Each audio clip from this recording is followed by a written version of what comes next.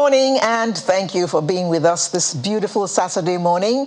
I am Alero Edu, and this is Sunrise. Good morning and welcome. I'm Ayo Makide. Hope you have where's my cup of cocktail? And where's my cocoa? Producer, we're waiting for our drinks, cocoa and cocoa. Jesus One for each of us. Thank you very much. That the people who own the cocoa are going to take you up one of these days. Why? They're just cocoaing their cocoa anyhow. They should be happy that we are drinking cocoa now. It's money in their pockets. Have you? Well, that's that.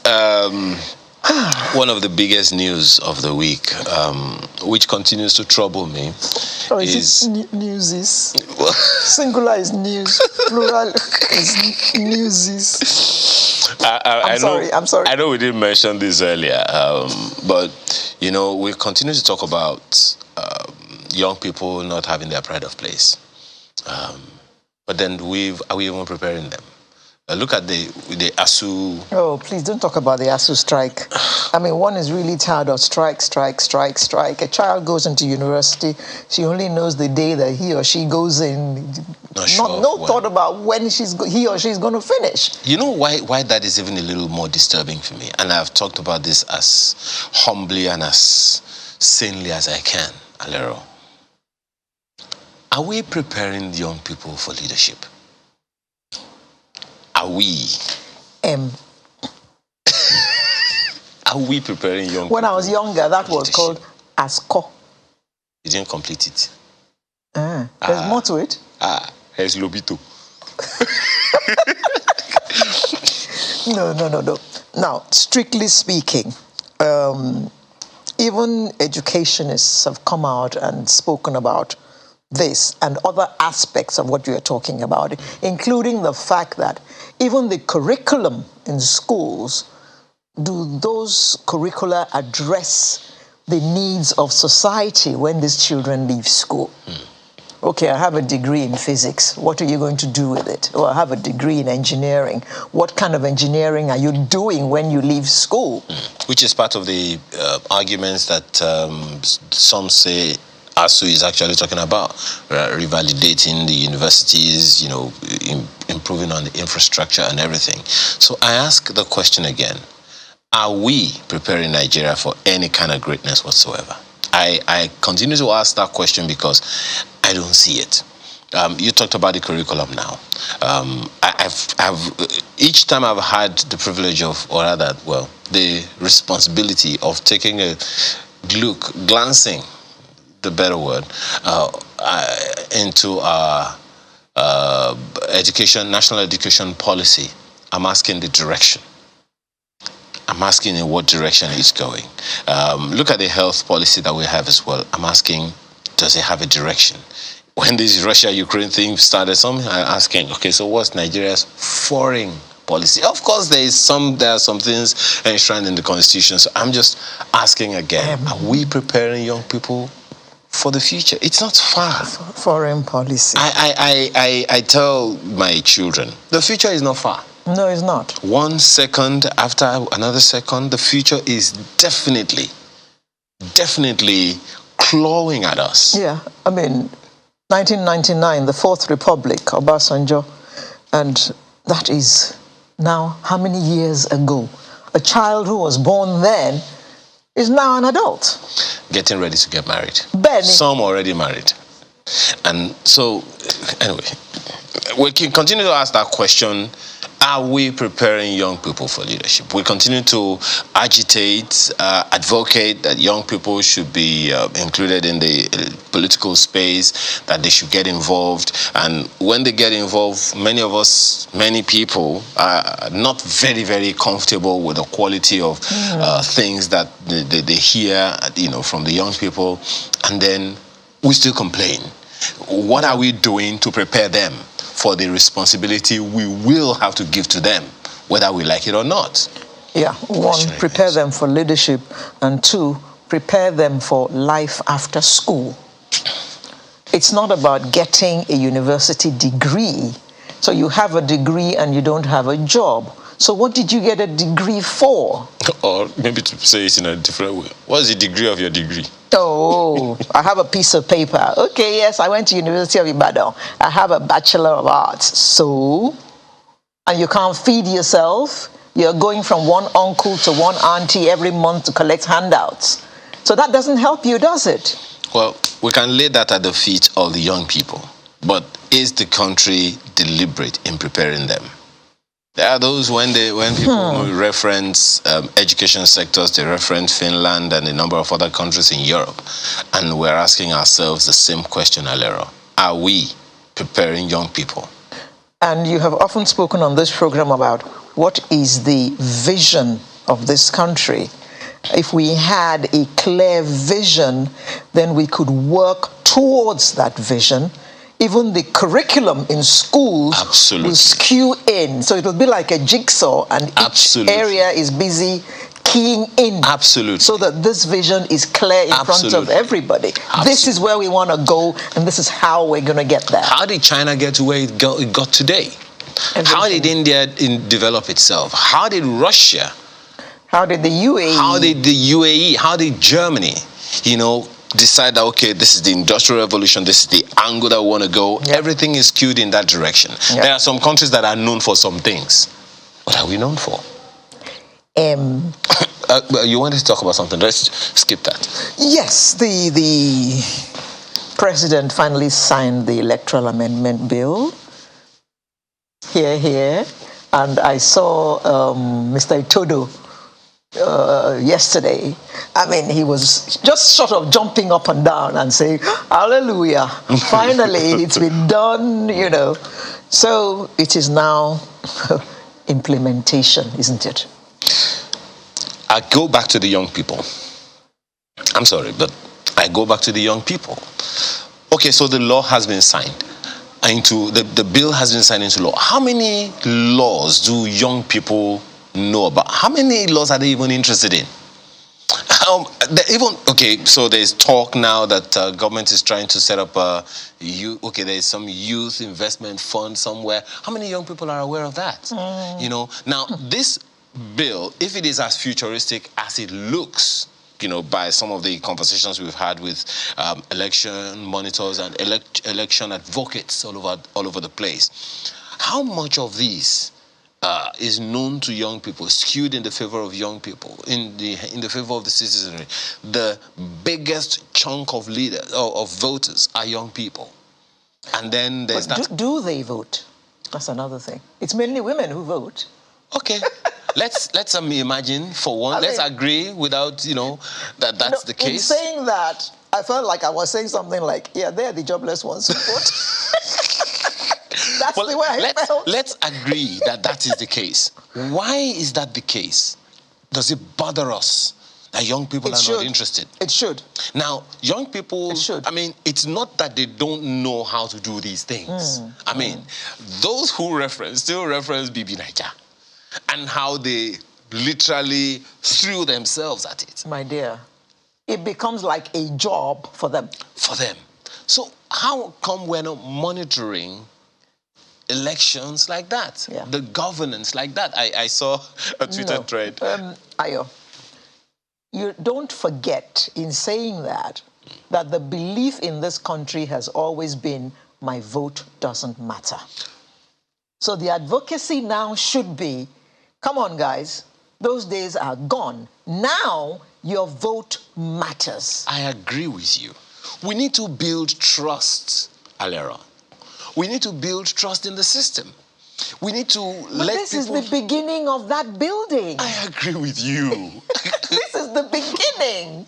Me with you, they're the same side. We're on the same page. But you see, the young people need to be given that sense of belonging. Sense of ownership. Isn't that what people like Yaga Africa are doing? Okay. So, how does the function of the councillor that you expect me to employ into office help my life to be better? Those are the questions we should be throwing at people. How does the member of House of Assembly that is supposed to be representing... Do you know the number of people that are representing the average citizen? Yeah. He's represented by a councillor, a local government chairman, a senator, a member of the House of Representatives, a member of the House of Assembly. Don't do now. Okay, let's just take... It is our hope that things will begin to change from here on in. We have a tall order in our hands. That's what this is all about. So this is This is the beginning of the change. Agree. Which one? Okay. In our electoral system. So let's agree that is it. Not that change. Let the people take ownership. Let people be aware that your votes will count now. The laws are stronger now. The laws are better skewed in the direction. We will get there. So let us as a people agree. And there are those. Well, okay, we're talking about young people now. How about, another set of people that even Mr. Okoye, spoke about on the day that election held, the local government election held in Abuja. He said that the educated ones, I'm looking for the word now, don't vote. The people who are better placed in society, I don't know, I'm looking for the right word. They don't usually come out to vote. Mostly people in urban Nigeria don't come out to vote. We sit behind our keypads and we're criticizing what is happening, how the elections are going, and we expect that things are going to change. No. Once again, once the people see and believe that their votes are going to count, they will come out to vote. Because at the end of the day, it does matter to each and every one of us who rules us. That fact, that truth needs to be seen by us all. That truth needs to be... So the president has signed the bill into law.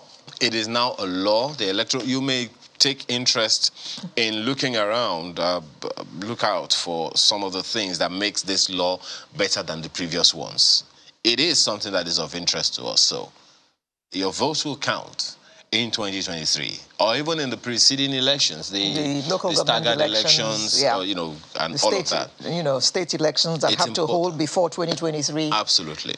It's important that we play our part if we want Nigeria to be a better place, a better nation for us all. You can't sit behind your keypad at home, behind your TV set and a cup of coffee or cocoa, and expect that Nigeria is going to get better simply because you want it to.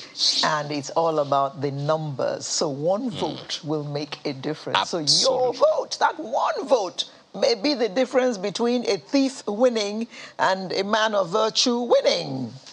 Many questions. Okay. Good. So we shall start today's program by rethinking our security strategies. Absolutely important. And then this Lagos Roadworthiness campaign, very, very, let me use the words of someone I know, interesting. Interesting. Okay, in light of the fact that a judgment was given at the Court of Appeal last week in Delta that it is only commercial vehicles that should have roadworthiness certificates. Okay, so that's that. After that, we'll move to Ebonyi State and look at developments in that state. And then stemming hunger in the Sahel. How is that something of importance to you?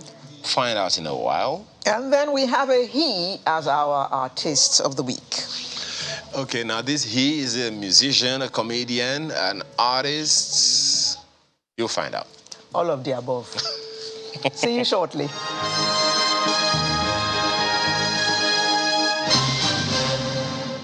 Thanks for joining us. It looks like we just can't stop talking about our security strategies in this country and how we need to rejig it. We keep hearing that language, the security architecture. That's a new terminology in our discourse. So today, we take a look once again at security matters. In the back of your mind, of course, will be the robbery in Edo State this week. I think it was in Urome or something, where 5 banks were robbed on the trot. 5 banks. Security operatives gunned down.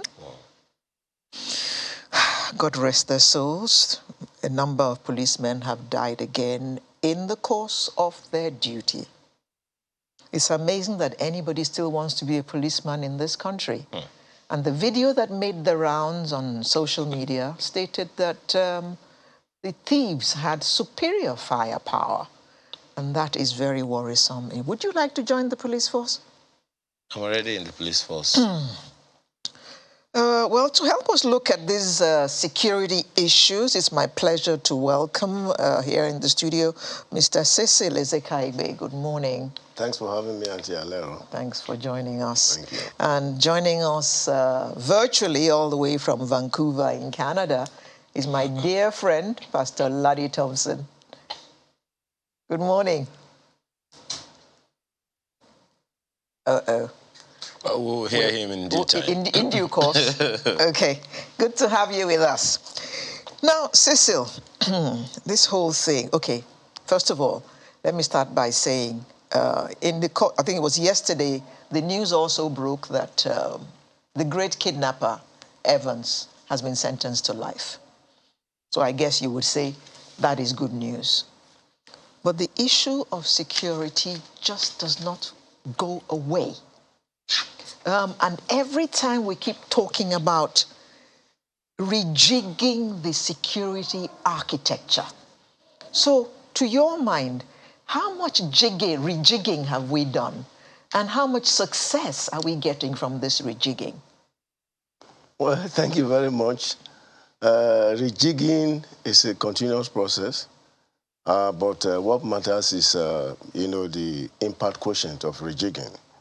If you rejig at the end of the day, you have not achieved your aim, then you start to wonder what the factors that you need to consider in your rejigging strategy.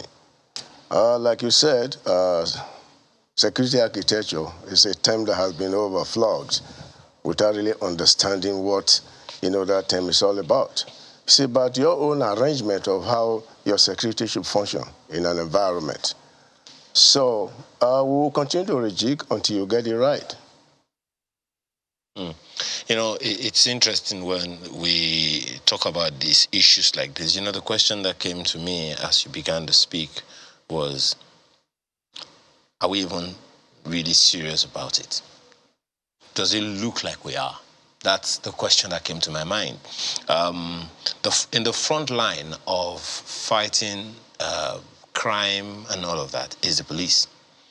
One of the things that I always refer to when we talk about these issues like this is the primary function of the police is not to fight crime. The primary function is to prevent crime, not to fight it. So when we talk about rejigging, the first question that is on my mind, sir, is, are we serious about getting that job done in the light of putting the police in its primary space of preventing as opposed to fighting crime? Well, the primary function of the Nigerian police force is to ensure internal security, and they are the lead agency in this business. So you cannot really separate, preventing and fighting. But if we prevent, will we still need to fight? Yeah, because it won't even happen. Yeah, you never get it right. You can never get it 100% because, as a matter of fact, insecurity is insidious. It grows, from a period of time to it gets to that crescendo. So what actually matters is there's a lacuna in the approach to this fight, and that lacuna is understanding your responsibility, getting the tools to perform what you are supposed to do, and getting the result. This is the exact question that I asked. If they have all they need to get the job done, they will be able to prevent. That's my assumption here. Yeah. So that's why I asked the question, are we even serious about getting the primary function of preventing? Right. Let me ask Pastor Thompson this. I'm pretty sure you want to react to a thing or two that you have said, that you have heard so far. But in terms of rethinking our security strategies, and as you also would agree, and we have spoken here, underscored here, the police is the primary agency when it comes to internal security. But then, if we have the few times I've looked at the functions of police, I've seen preventing, coming after fighting, coming before fighting crime. So, in terms of rethinking security strategies, what's your take?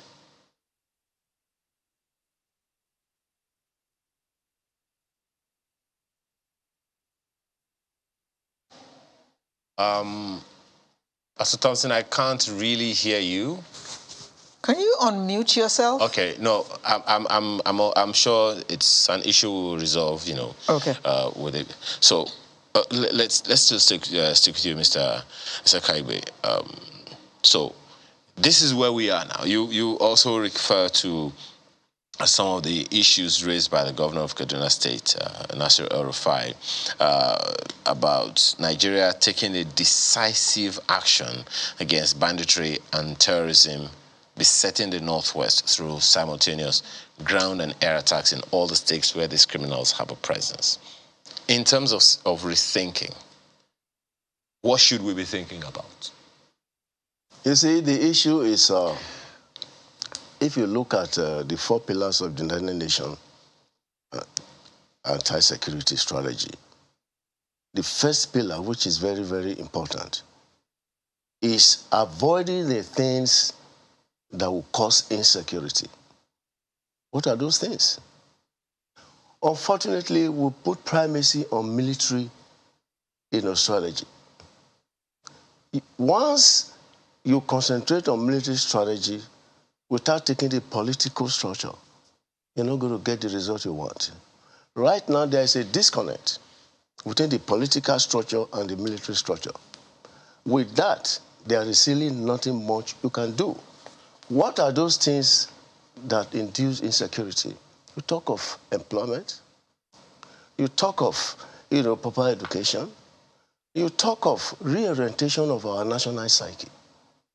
If you don't get them right, there is no way you can prevent this insecurity. For instance, in those days, you talk of amajiris.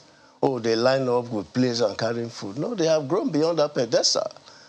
Everybody is introduced to AK-47. With AK-47, you can have a better meal. You can have more money. So these are the things that lead to all these kind of facets of insecurity that you are getting all over the place. Is this fact lost on government? Well, that is why I say there is a lacuna. It's not lost in government. But you see, like the governor of Kaduna State said, I have always admired his, frankness and, being savvy.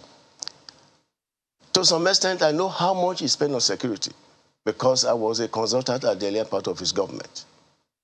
If he spends that money on, providing security for the people, and there is no corresponding, action, from the Nigerian police force, that's going to be a problem. Not that Nigerian police is unwilling. They do not have the tools to do their job.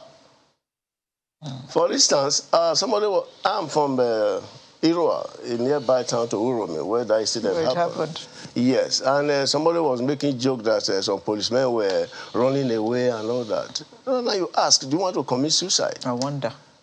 You see some group of bandits coming with dynamite, with superior firepower. Then you have maybe AK-47 magazine. I'm not even sure how many rounds in that magazine.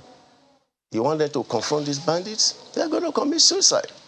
Security is not a thing you buy in the shelf. It's a product of planning.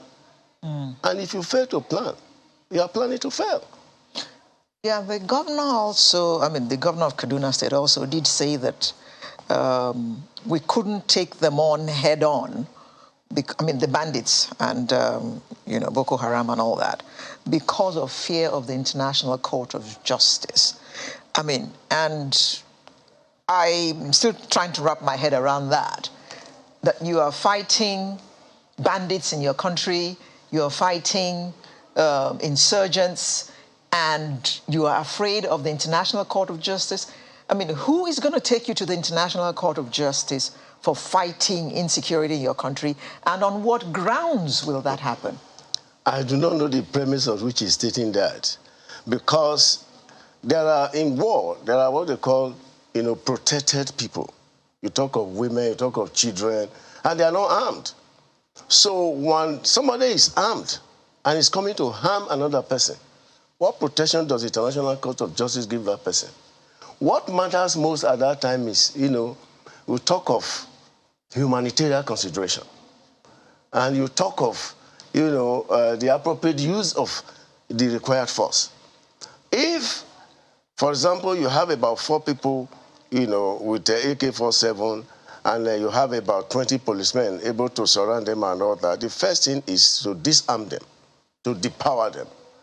Though you don't, after depowering them and disarming them, you don't go there to pump your submachine gun, to annihilate him forever, when you have already achieved the objective of disarming and deploying them.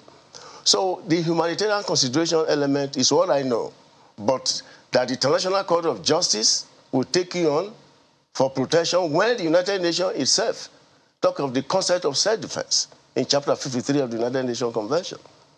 So I think there is a misnomer there. There's something wrong in that statement. I still talk about the police, and I'm sure that you are passionate concerning this issue, because if the frontline organization that is supposed to take on these issues is not equipped, is not strong enough, is not positioned, is not funded, is not equipped to do its job, it's like saying, we want this insecurity to perpetuate. Is that not so? Yes, if it's garbage in, garbage out, if you do not equip, the infrastructure that you have to perform their job, there is no way you can avoid the spin-off of such things, which is insecurity. It's unfortunate that this agency itself cannot come out to say these are its challenges. Well, this is a problem in our environment. If you are appointed an IGP of police, even if you stay there for one day and you make sure you respect the Constitution and from a mind, you make sure that you do what you are supposed to do, I do not see anything wrong in speaking up to say, I do not have this to do the job you asked me to do. Well, when people talk of appointment security, then you develop cold feet to cry out to government to say, this is what you need to do your job. If crying out to let the government know that you are deficient in this area, I need this to do my job, will cost you your job, why don't you go, with your head high? Do you see that happening in Nigeria? Well, it's going to happen. It's just that Even the way you are laughing tells me that it can happen for real. There are many people who can do that. So many people who can do that. That governor of Kaduna State can do it. He can do it. When he was in BPE, I was still in service at that time. I knew some of the things he did. And he said he has to be like this. Even as Minister of FCT, when he demolished those places that are not planned, he did it. Some people will tell you, if I do this now because one chief is involved, it may cost me my job. We have a lot of Nigerians who can do this. But the thing is, what is the process of getting those Nigerians out to do it? Okay. So if your appointment of people is based on, some things that are lack of standard, then they come and discharge their responsibility with lack of standards. Now, so you security people always say that security is the business of everybody. That's correct. Not just law enforcement.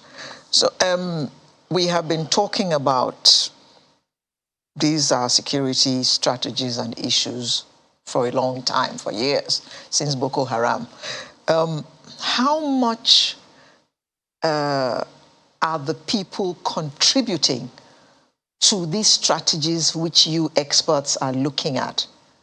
And how effective have those things been? Yes, there is a big lacuna there. And the lacuna is the people who will come out to provide information to the security agencies. How protected are they? Once these people have become vulnerable and they know that if they give an information, it will be used against them, they will not come out to give information that you need. But many stations have anonymous numbers where you can phone and say whatever you want to say. So a situation where you are under distress and you call these numbers, nobody picks up. What happens? That's why I talk about national psyche, a reorientation. You call these numbers for 30 minutes, nobody answers you. So what do you do in that circumstance? Well, I called 112 once and it was answered. Good luck. That was happy, and I hope they responded as well after answering. Because suppose he doesn't have fuel to put in the vehicle to come to you. Oh, dear. There are so many instances of people telling you that they don't have fuel to put in their vehicle. You know, you were in the military. Yes. And I was. You were. Once a general, always a general. Isn't that what they say? That's correct. So you are in the military? Yes. Okay. I'm in the reserve. So if Ukraine should happen here now, you'll be conscripted? Or you will volunteer? I will volunteer.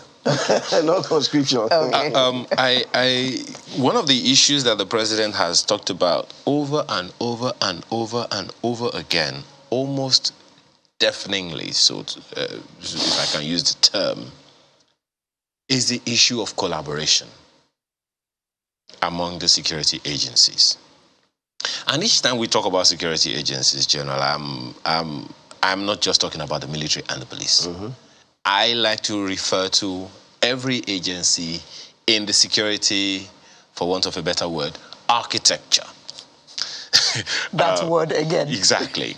The customs is there, immigration service is there, DSS is there, NIS is there, NDLA is there, even road safety is there.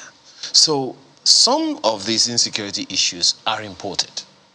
And that's where the function of immigration officers, the border team is.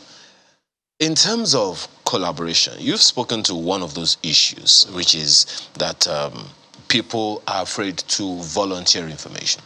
Now, in terms of the insecurity that comes from across the borders, the function of collaboration among the agencies and with the people is there. I don't even know how to put this question, but at least you know the issue that I'm raising here. Yes, interagency cooperation has been a perennial problem in the services. Why is it a problem? And I thought, my apologies, it's a function competition. My apologies, yes, sir. It's a function of, you see, the last appointment of service chiefs, for instance, was very, very, informative and instructive. Because there's a situation where the 3 service chiefs are competing on who becomes the CDS, the Chief of Defense Staff. And a situation where you are supposed to have, an operation cell. If the army is going to conduct some operations, if the Air Force component is there, and they plan together, when the army encounters, a problem, calling the Air Force, to come and assist, it's not an issue because we're all in the cell together, planning this operation. And the question of saying, oh, you bomb your civilian population or you bomb wrong targets will not be there because you planned together. So once that element is over, it's not there, you cannot get interagency cooperation. Unnecessary rivalry. Now, when the president appointed General Rabo as the CDS, he was not a former chief of army staff. So, you see, these are some very, nice areas of checking this menace and sending the street message that all the competition, the rivalry you are all inculcating because you want to be CDS would not work with me. So now, another thing is, a careful selection of the service chiefs. Lucky Rabo was a theater commander in the Northeast. He was a commander of the Multinational Joint Task Force. The Chief of Air Staff, Isiaka Amao, was the head of operation in the Air Force. At the time, he was in Yola, in the theater. So with these people who have first, and the Chief of Army Staff, before his appointment, was a theater commander. So when you appoint these people who have robust knowledge of the environment they are going to operate, you see, you will have this interagency cooperation you are talking about. Because they all share their experiences, they share their pains, and they share their joy. So the only way to do that interagency cooperation is to send a very strong signal that unhealthy rivalry must stop. And with the current Minister of Defense, I don't think he will tolerate those unhealthy rivalry. That's why I said properly appointing people who have the background, the flair to do their jobs. You said if the message is sent that unhealthy rivalry will not be tolerated, who is the one who is going to send that message? Well, I just mentioned the Minister of Defense that we have now will not tolerate that interagency rivalry. Has he made it clear? He's made it clear. Because, for instance, when they were going to visit the mission area, he made sure he went with all of them. Well, it's also interesting when you began by talking about intra-agency rivalry. It's interesting.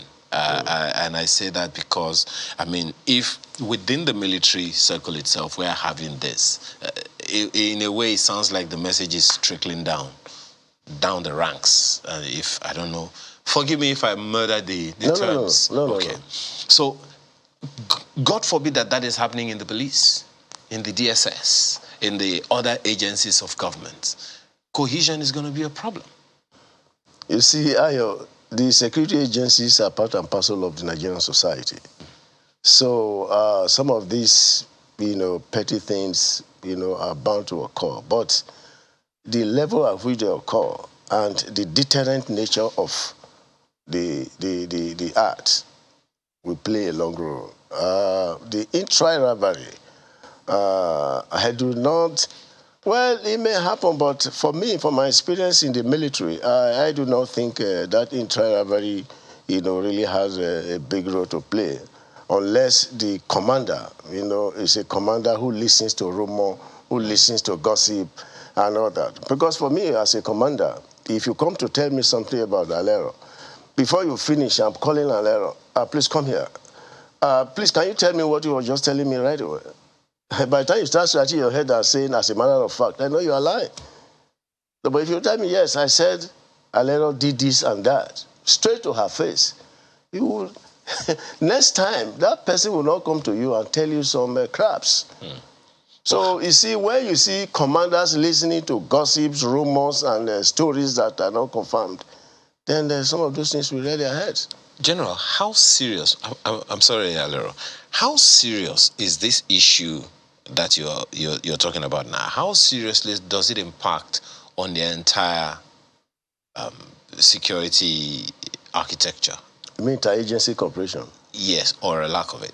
Yes, it is the bedrock of effective functions, because that is why it is called armed forces. It comprises of 3 arms. You have the Army, the Navy, and the Air Force. And that is why, operations, they have what they call joint operations, because this jointness, affords you what they call a holistic approach. Everybody bringing their background and experiences to bear. So the lack of it will definitely impair, effective functioning of an outfit. If you have it, you have, we record a lot of successes in your operation. Because when I need Air Force support, and I have it as when I need it, I'll be able to neutralize my target. If I need the Army, after a group reconnaissance, and I told you that in this area, with these coordinates, these are some problems here, I need an effective, counter, and we're able to do it together. When the success of a military operation is not dependent on one person or one service. If they go it well, they say Nigerian Armed Forces have done well.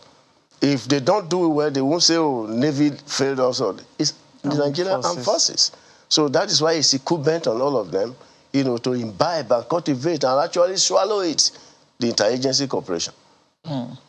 Okay, let's talk about another aspect of our insecurity, the aspect of kidnapping. I'm sure you're aware that this last Christmas, a lot of people did not travel home like they normally would, for the simple reason that they did not believe that they would arrive safely at their destinations for reasons of, well, should I say for obvious reasons. So how much are we achieving in that area, and what more do we need to do to ensure that Nigerians can actually move around? I mean, when I was younger, people would leave Lagos at 7 p.m. and go to party in Ijebu, go to party in Ibadan, or go for things. But nowadays, those things are few and far between. People don't have the courage to do those things anymore. First and foremost, you look at the mutually reinforcing, illicit flow of weapons and illicit flow of funds, which have compounded, they are catalysts that have compounded our security, calculations. Two, you look for the influence of drugs, narcotics in the society today. And three, lack of governance. So you cannot say you are going to fight this kidnapping without the appropriate infrastructure to do it. First and foremost, proliferation of small arms and light weapons. If you do not check it, because those are the instruments of terror, those are the instruments they use in the kidnapping. If you do not look at it carefully and come out with appropriate, actions, as recommended, Nigeria is a member of the United Nations. The United Nations have clear prescriptions to how to tackle this proliferation of small arms and light weapons. And I know that even the ECOWAS, where we're a member, they also have such an instrument where you have what they say National Commission, that will arrest these small arms and light weapons. A land that has just been established, but where it is located is another issue. Then number two, the influence of drugs on our youth, if on anybody. Once you are on drugs, you do not care about another person. So the rifle becomes a guitar. And that is the instrument of terrorism. Now you talk of lack of governance, failure of governance, that lead to so many ungoverned places where these people hold sway. If the primary purpose of government in these states is security and welfare of the citizenry, and the absence of it is a sure catalyst to these issues. Now you also talk of response to this kidnapping and all that. And we'll come again to the issue of appropriate weapons and equipment. In Uromi, for instance, when the armed robbers came, they first of all went to the police to send a signal. They attacked the police and killed some policemen. God. What does that tell you? We're here for business. And they went into the banks. Look, we have a lot of things that we must do. Failure of intelligence is crucial. When you don't have intelligence, you cannot plan for any operation. When the intelligence is absent, you are just doing blind flying. So, if we had intelligence, that is why, coming back to your axiom, security is everybody's business. Right now, in Edo Central, Eastern Division, that is where I come from, we are midwifing and a vigilante structure. This vigilante structure, bearing in mind their limitations of not allowing them to carry weapons and so on and so forth. But what we are trying to achieve is to provide intelligence to the security agencies to do their job. Well, General, my apologies. Let me see if we can reach Pastor Ladi Thompson now. He's been on the wings for a while. So, Pastor Thompson, you've definitely been listening, almost with bated breath, if I can dare say, to be a part of this conversation. Sincere apologies that we had to keep you waiting. We needed to dust up some things. I don't even know where to begin to question you about some of these things, but perhaps to at least even start with the fact that the police is supposed to be the number one. You've heard General speak to some of these issues. You have any reactions to begin with? I don't think, first of all, it's a pleasure to see you and my sister there. Thank God for the good job you guys are doing. But having said that, I don't think there's anything wrong with the Nigerian police force. We have a big problem in Nigeria. It's a systemic problem. The policemen are out there doing their best, but don't forget that there's a maxim that says that everything rises and falls with leadership. What Nigeria has is a systemic problem. We have at least 5 existential threats that are facing us right now. And like you said, there is a degree of architecture of thought that Nigeria has to rise to if we intend to survive in the months and the years ahead. As long as we don't pay attention to these things, we would be like a people who are engaging in wishful thinking. We can speak, whatever rhetoric we like, but people are dying. I mean, for instance, I was just listening to a lot of the reports on the Kaduna State governor. As the Kaduna State governor was addressing the press yesterday, the day he was addressing the press, in Angwako alone, 4 people were picked up and abducted that morning, kidnapped. Patience David, 25 years old, Happy David, 18 years old, Loving David, 12 years old, Piskin David, 4 months old. In Angwan Makeri, former Iri district in Kaduna, now Kufana, about 11 people were picked just that yesterday. The statistics is terrible. As I listened to the governor speaking yesterday, I was wondering whether we are talking about my country where my people are dying. I was wondering whether we are still talking about the same country where we are rating 3rd on the Global Terrorism Index, where the statistics and the bloodshed that is going on a daily basis, I was wondering whether we are talking about the same country. Now, let me say this quickly because I don't want us to. When you deal with, let me just take one of the existential threats that we are facing, that of the terrorism, global terrorism. If you don't find the right response to it, it will destroy you. One of the things that we do about terrorism also is the fact that we understand that it is a hydra. It is highly intelligent. It is well researched. It destroys its host from within. If you ask me, for instance, when I was listening to the press conference that was going on in Kaduna, I realized that something is going on here that is not quite, that has not yet been put into the right perspective. Why am I asking this? That even all the media houses and the questions that were being asked, as I was listening for question by question, if you ask me, we need to be a lot more thorough. Why am I saying this? 11:15 a.m. 2012, there was a tweet that was released. On that tweet, whoever released that tweet wrote and said, "We will write this for all to read. Anyone, soldier or not," that's referring to the Nigerian army now, "that kills Fulani takes a loan repayment one day, no matter how long it will take."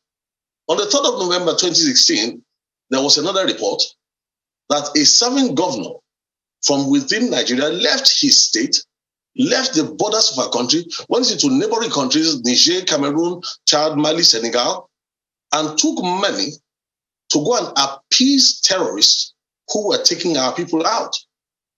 Then I remember again that on 2019, I think that was 2019, on the NTA live program, I believe all these things are still available for anybody to see. There was a serving governor who was making comments saying something to the effect that those who are calling for anyone to come and intervene in Nigeria, says we are waiting for them to come and intervene. They will go away. They will go back in body bags.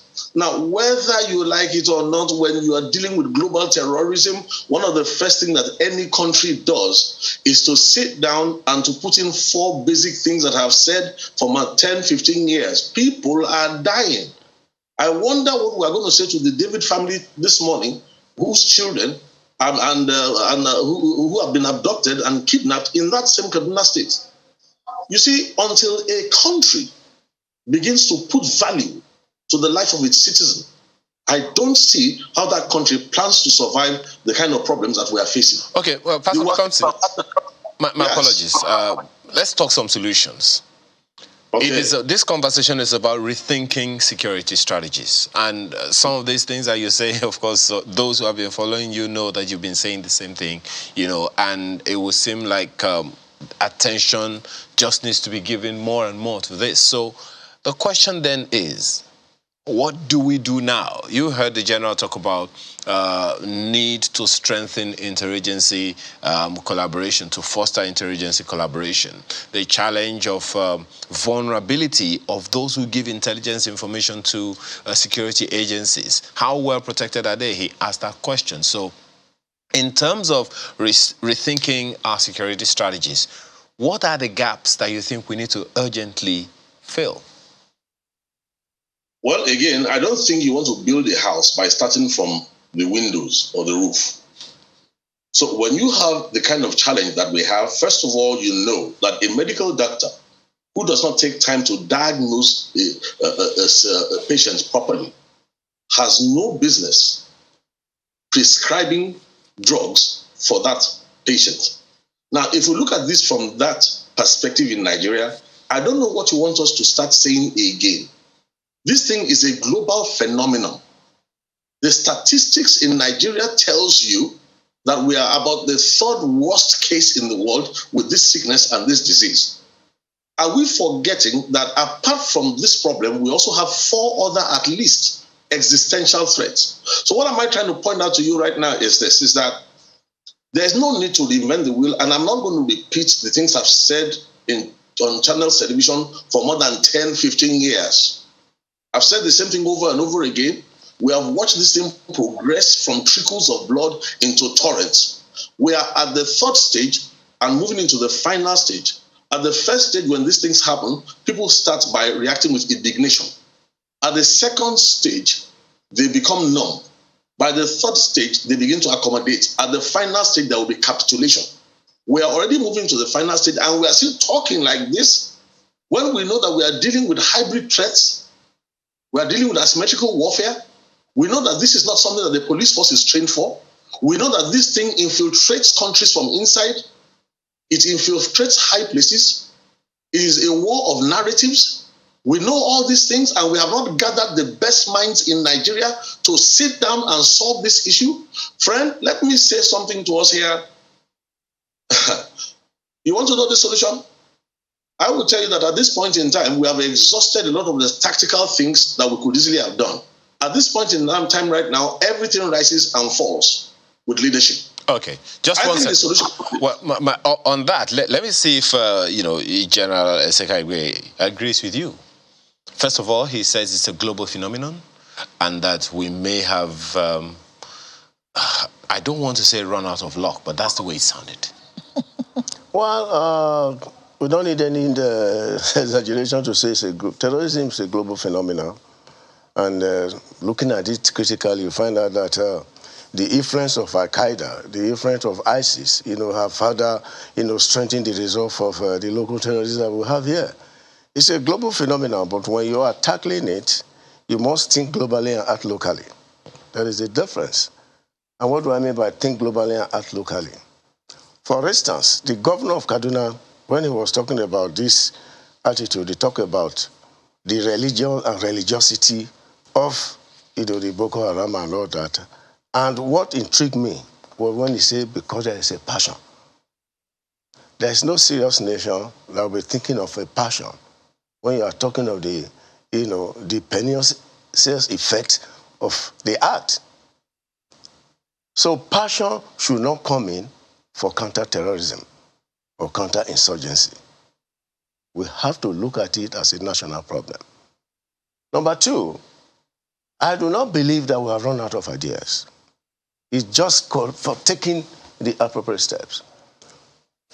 Number 1, even if we are overwhelmed, there is nothing that stops us from looking for international support.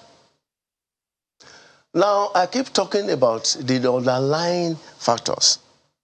I talk about illicit financing and the flow of finance to these terrorists.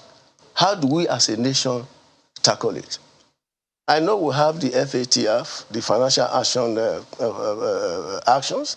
Then we also have even the Terrorism Prevention Act of 2014 in Nigeria.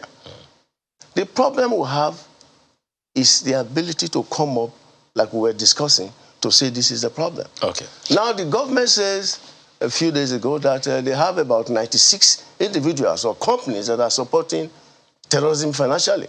They also name about 22 borrow the change. The question is, what action have been taken against these people? If you were to recommend, what action should be taken? Get them arrested and prosecute them. Okay. It serves as a deterrent to others. Okay.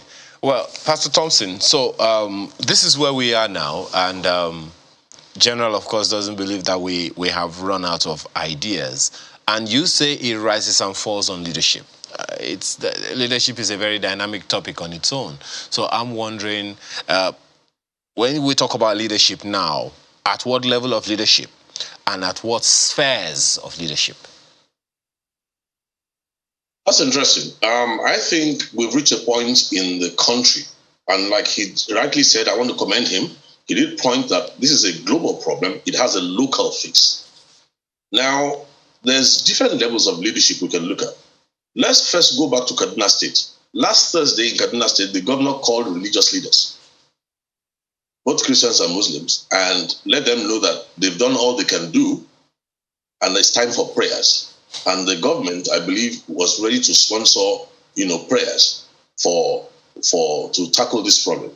Now, if what the governor was doing was to build consensus by calling the religious leaders to come together, then maybe it's a good move in the right direction. However, we cannot be prescribing aspirin for cancer. And I don't think that where this problem has reached now in Nigeria is any longer something that is going to be discussed over a cup of tea.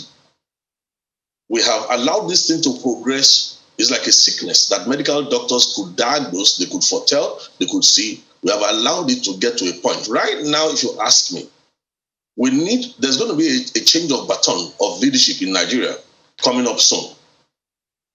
The only window that is ready for us right now is to up the ante by making sure that whoever collects the baton of leadership must not only have the courage, must have the savvy, must have the understanding to be able to tackle this problem, or we can, kiss this nation, our beloved nation, goodbye. What am I saying is this. We need more leaders in politics. We don't need any more politicians in leadership. To solve this problem, you must look beyond the next election. Politicians look for the next election. Leaders look into the generations to come. Politicians don't really have principles. They will say anything, they will do anything, they will hold court and make deals, they will sacrifice a lot. But real leaders think into generations, realizing what the effect will be on the nation. So I think as a nation right now, we need to look into the issue of leadership, since everything rises and falls with leadership. And I'm going to say to you that since independence, we have had what we call a fractured leadership selection challenge. And what has happened is that Nigeria was put together in a way by engineers, social engineers who understood us, who believe that we are emotive, we are intuitive, we are unscientific and incapable of critical thought.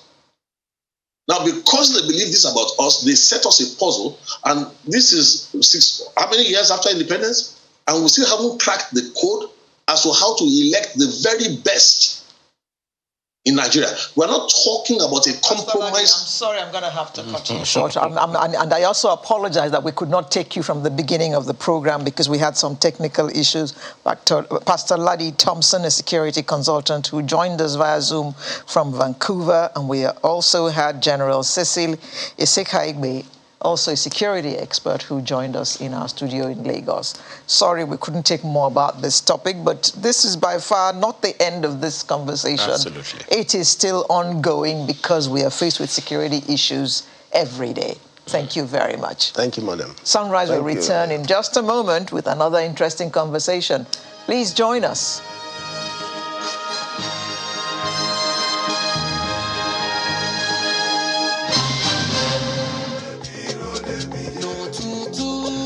Well, that's our next conversation this morning, Lagos Roadworthiness campaign. Just a few weeks ago, we had the Director of Vehicle Inspection Service in Lagos on the show, and he gave an explicit explanation on the new roadworthiness policy and, of course, issues your reactions. Informed production to say, we need to have this conversation again. So he has come back to give an update on the Roadworthiness campaign. And thanks for joining us this morning. Akin George Fashola is Director, Vehicle Inspection Service in Lagos. Good morning. Thank you for having me again. Okay, maybe the simple question to begin with would be, how far so far? Well, it's gone good. Like any other thing that's relevant in Nigeria, we have some challenges, and we will continue to deal with that. But I think for the most part, I'm satisfied with the level of compliance so far. We have one or two gray areas that we're looking into, and that is mainly there are still some pockets of overcrowding, so to speak. We are looking at it aggressively and how we can circumvent that. As you know, we have gone to an appointment-based testing where you just don't show up at the center. You are put on a schedule picked by you, the date, time, and location that you want to come to. But what we are seeing is that there are some isolated places where people that have been scheduled to come somewhere don't come at the expected time and then just randomly show up later. Well, of course, when you do that, it creates a bottleneck with those that are already there waiting for the process to happen to them. So we're having to deal with that issue. And then some of the other issues are because of the way the state is set up, where people migrate in the morning to a particular area, and once they do that, they always want to come to specific locations, and it is relentless. We are tackling that as we go along, and we are trying to readdress the issue where, you know, we can disperse some of those residents that are coming to those particular places and give them alternatives. There are plenty of alternatives that are not even being utilized. And then, of course, we are adding capacity to the system so we can get relief for the residents in large. Director, if a person misses out on their slot, yes, what happens to them? Because you have said they create a bottleneck. Yes. Do you take them whenever they arrive? Or you tell them to go and book and, you know, get in line? Okay, so let me give you a typical example of what happens. So you miss an appointment, you show up at the center, and 9 times out of 10, they tend to want to raise issues. Oh, well, you told me to come, I've come. Yeah, but at the wrong time. At the wrong time. But you know what?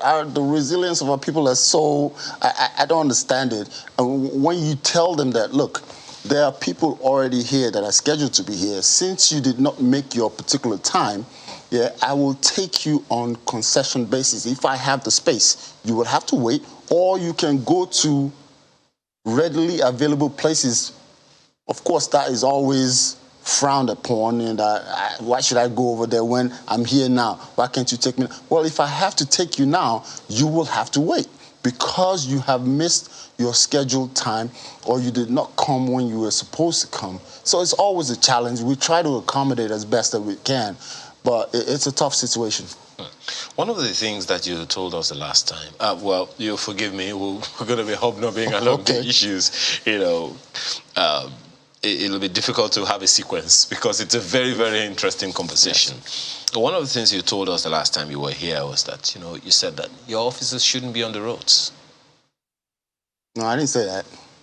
Oh, really? I said that the focus for officers that are on the road now will be more projected towards knowing who has done what, and it'll be specific instead of being a random case of, okay, do they have roadworthiness or don't they have? We are more specific in our enforcement right now where we can enforce what we want to enforce and go on. So we are still on the road because you need to enforce laws and policies that govern the way we drive on the road. Okay.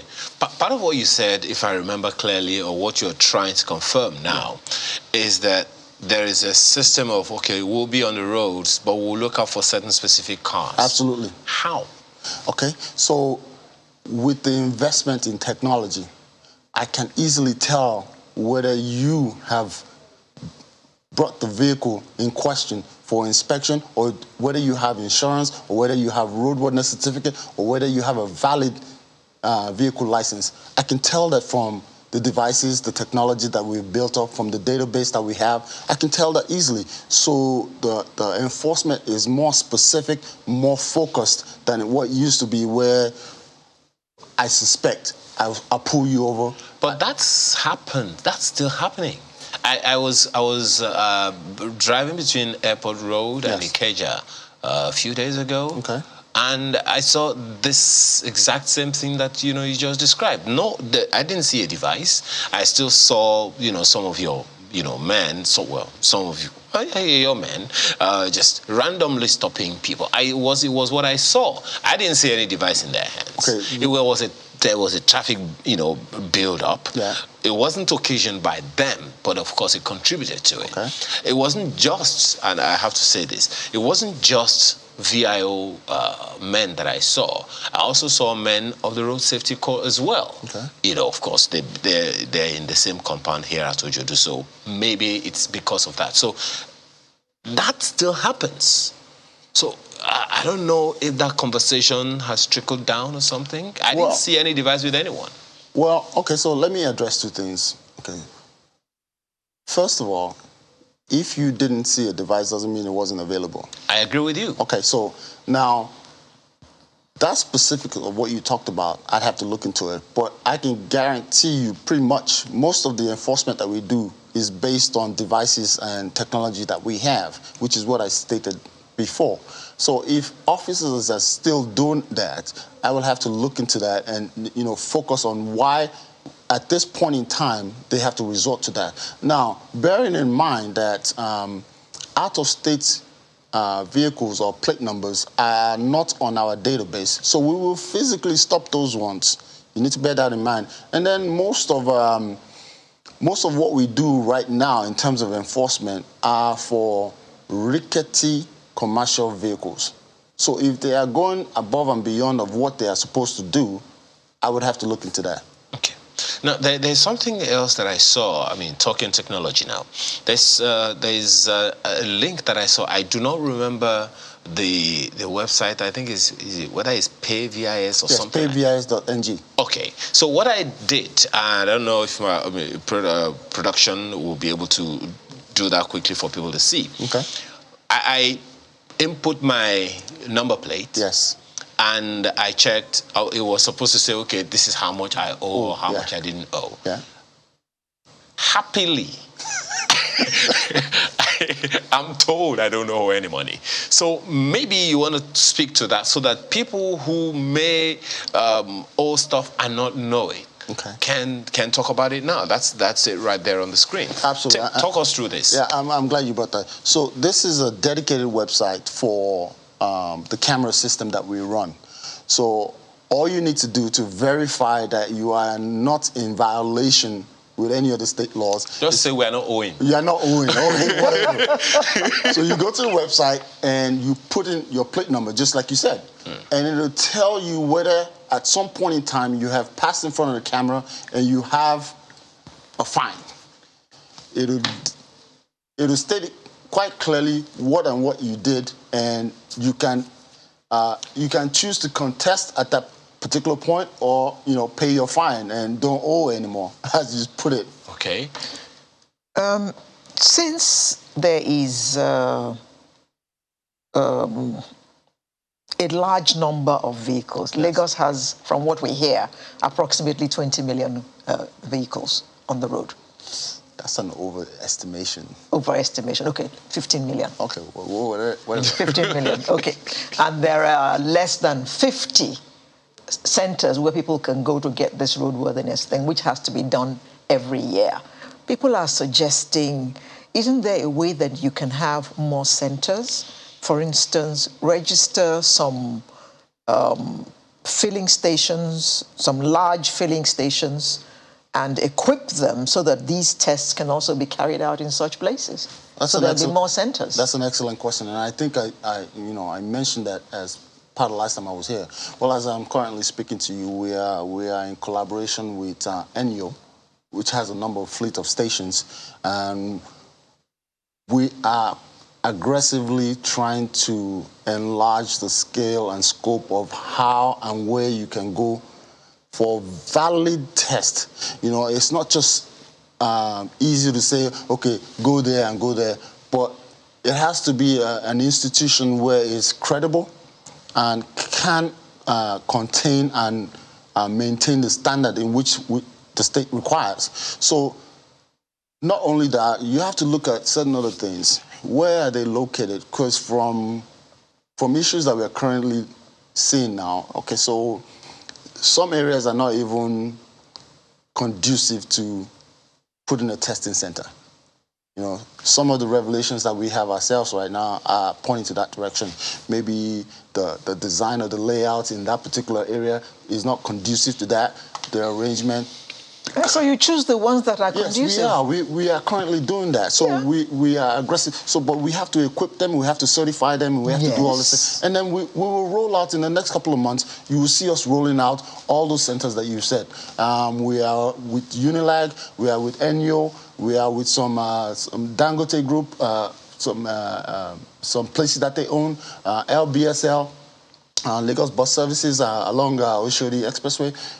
Those are also being converted to take the bigger capacity buses that BRT run, also the private ones. So we're doing a lot of that. We're expanding the scope, and we are bringing up 4 new centers as we speak before the end of,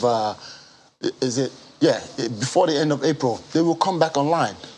There's a question that Lara raised with me earlier, and I'm sure she's still going to speak to it. Yeah. It's the quality of vehicles. So this car looks pretty new.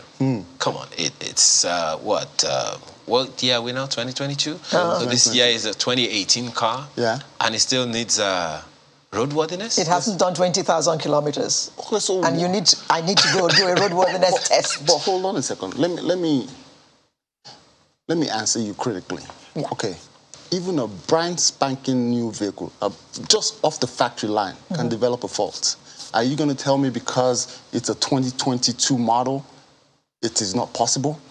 A roadworthiness test is to certify those things. But here's the caveat on that. Brand new vehicles that are not more than 5 years old can get an exemption, but it has to be inspected to be given that exemption. It's not an assumption that you have a brand new vehicle and then you just drive around. The general... So I still pay for the inspection to be given an exempt? No, that's not true. Hold on. The inspection or the verification is to make sure that the vehicle is brand new and the parts and components are intact, such that it can last the 5 years or the 4 years or the 3 years that is remaining on from the date of manufacture. It's not enough for you to just say it, you know. Anyone can say that. The general word out there on the streets, yes, Mr. Fashola, or Engineer Fashola, is that government just wants to get money. Government just wants to raise revenue. That's it. But that's not true. That's it. Prove your point and how we want to get money. Okay, Mr. Fashola. I'm sure you are aware of the judgment by the Court of Appeal in Asaba. Yes. And we have had conversations with a lawyer this morning to ask if the states have courts of appeal. And the answer was negative, which means that any ruling by the Court of Appeal applies nationwide. And the Court of Appeal judgment states clearly that roadworthiness certificates are for commercial vehicles, not for vehicles used by individuals, for non-commercial business. Okay, so that's a complicated question you're asking me, because first of all, I don't operate under the guidance of Court of Appeal. I operate under the guidance of Lagos State government. So if Lagos State government feels that the Court of Appeal's judgment is binding on the state, I will be instructed accordingly. Do you understand me? No, I don't. Okay, so it is not for me to interpret Court of Appeal's judgment. We operate on the laws of Lagos State government. And if that judgment is binding on Lagos State, Ministry of Justice will do the appropriate thing to say what you are putting out, that vehicle inspection or roadworthiness certificate does not apply to vehicles that are used for private purposes in the state, so therefore stop doing that for them. But until that comes to vehicle inspection service under the Ministry of Transport, that is not relative to me at this point. Okay, but it was judgment that was occasioned by activities of vehicle inspection officers in a state in Nigeria. Yes. For which reason it was, adjudicated and all of that. You are, in the vehicle inspection business. Yes. And it's a judgment of a court. Okay. Shouldn't you also be interested in how that would affect your job? Well, I just stated that. Okay, so under Lagos state law, it is a law in the states that you, either private or commercial, are subject to a roadworthiness certificate. Now, if the Ministry of Justice supports or feels that the judgment from the court is relevant to the state, they will make a pronouncement to the Ministry of Transport and Vehicle Inspection Services retrospectively that we should stop that. Well, Engineer, I'm sorry it will sound like, this is like putting you on the spot. No, I'm just asking because yes. I asked, shouldn't you also be concerned? Because it's only understandable that because it's your space, yes, it's in the space that you yes, you operate as well. When that judgment came out, how did it hit you?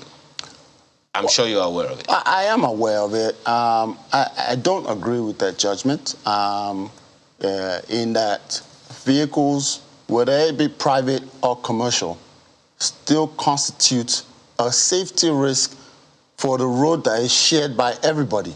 So for you to just say private vehicles should not be subjected to roadworthiness verification is not correct, in that both, be it commercial, be it private, they are still mechanical items and they can fail at any given time.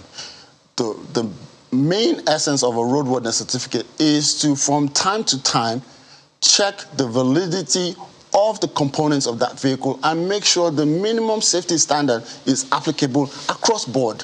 So it is not subjected to commercial or private entity. Now, if you say only commercial vehicles are subject to roadworthiness, what about the private ones that have accidents every day, break down and do this and all of that? They still share the same road. We all apply the same road. So, as an engineer, I don't agree with that judgment, but it is not my call. And like I said earlier, it is the call of the Lagos State Ministry of Justice. Exactly. Okay, fine. So, please correct me if I'm wrong. Yes. Let me take you back a bit to what you discussed earlier about brand new cars. Yes. Brand new cars still have to go to be inspected so they can get an exempt. Yes. Am I correct? Verification, not an inspection, a verification that is a brand new car. It may look new. Verification that it is a brand new car. Yes. And then what do I get when I do that? You get an exemption certificate if it is still 5 years on that vehicle, if it is 3. Okay, so let me tell you what I'm saying essentially. A lot of people buy brand new cars, as you quoted. If you bought it in 2022, it's brand spanking new. It has never been used before. So as they say in my country, tear rubber. So under Lagos state law, you are exempt for a 5-year exemption on roadworthiness. But you need to bring the vehicle for verification that is actually a brand new car. And that stems from the fact that people make uncontested or unreliable applications. They say, oh, my car is brand new. Well, in fact, it is not brand new. You are just making it just so you can get out of getting a roadworthiness certificate. So once we verify that, I was paying for roadworthiness certificate, whereas I should not have been paying for 4 years. If that was the case, probably yes. So does that mean can I apply for a refund? You know the problem. Let me put it to you bluntly. The problem is there are a lot of issues. One, when you copy something that you don't understand. Okay, so when you buy a brand new car, yes, from a dealer or whatever, it is the dealer's responsibility to come to vehicle inspection service in whichever state and say, I'm a brand new car dealer. these cars, they already get the exemption for you that is a brand new car. But because we import, various people are into importation of cars, selling cars to individuals, there is not that concise record across board where you can easily come and say 2022 model car. That's what it is. Because there have been a lot of cases where even the records, and when you inspect the car, they don't match. It is what it is. Is this one of the challenges that you have with private car owners? This is one of the challenges we have with everybody. Yeah? So let me give you an instance. A lot of commercial vehicles buy like a truck head that is rated for 15 tons. Yeah? They will convert it to a vehicle that is supposed to be carrying 60, 40 tons and bring it in as that. How do you educate? You have to test the vehicle. You have to verify to be able to, spot those things. That is why the verification is necessary. It has nothing to do with revenue. It has to do with the safety and practicality. Mr. Fashion, no, but it is. Revenue is there, John. No, it's not. I beg. Look, the revenue is you paying your license, you paying your roadworthiness, you paying your insurance. It is not a revenue drive. Okay, so tell me what has changed since 2019 till date. If it's not a revenue drive, there are those, for instance, is it Afolabi on Twitter saying, does the new roadworthiness inspection protocol apply to danfo and trucks? Most of them are not roadworthy. Thank you. When will this change for better? I think the question what have they done about rickety commercial vehicles plying the roads? Alera is asking is, if it is not about resources, because danfo and all of those things, they may not give as much money as private car owners would give. That's perhaps the question here. But that's an assumption. I said it last time. Look, the main drive for no inspection, no roadworthiness certificate is for safety purposes. It's not a revenue drive because the prices you were paying before hasn't changed till now. So if it was a revenue, how much is it, by the way? It depends on the vehicle.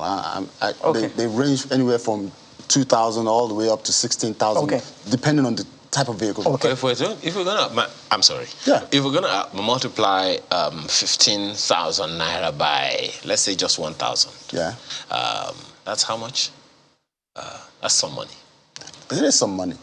So it's got some elements of revenue drive. No, it doesn't, because one thing has not changed to the other. Let me tell you what the biggest issue is. We are so used to the fact that I just collect my documents and go, and there's no stress. Now, I agree with some of the comments that have been made that, commercial entities, danfos, for instance, have been a bane in the community for a long time, which is why I said earlier or before in the last program, okay, so our enforcement drive is mainly on commercial. We go to the parks to enforce this no roadworthiness, no certificate. As a matter of fact, next week, we are rolling out a whole new program to reinforce the fact that we do go to those parks. We line them up.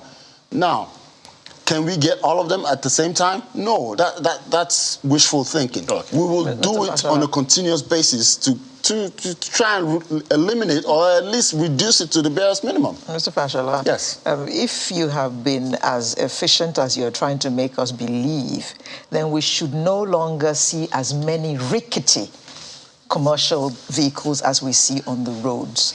Commercial vehicles with no windshields, they have nylon sheets. I know what you're talking about. Their exhausts are spewing all the monoxide in this world, and somebody has issued them a roadworthiness certificate? No. See, that is where I want to come in on that correction. In time past, because of the way we give our roadworthiness certificate, that would have been the case, which is why we made the decision come January. You can no longer collect a roadworthiness certificate if you have not been inspected. So, but those things are still on the roads. Well, hold on a second. I'm holding. They are on the road, and we are enforcing them because for them to get it now, you have to come for inspection. You can't realistically expect Lagos State government or vehicle inspection services, for that matter, to eliminate all of them in one day. And if they don't come out, if they don't come for the inspection, what happens? Oh, then we apprehend, impound, and confiscate the cars. How many have been confiscated in about a month? In about a month, I give you numbers.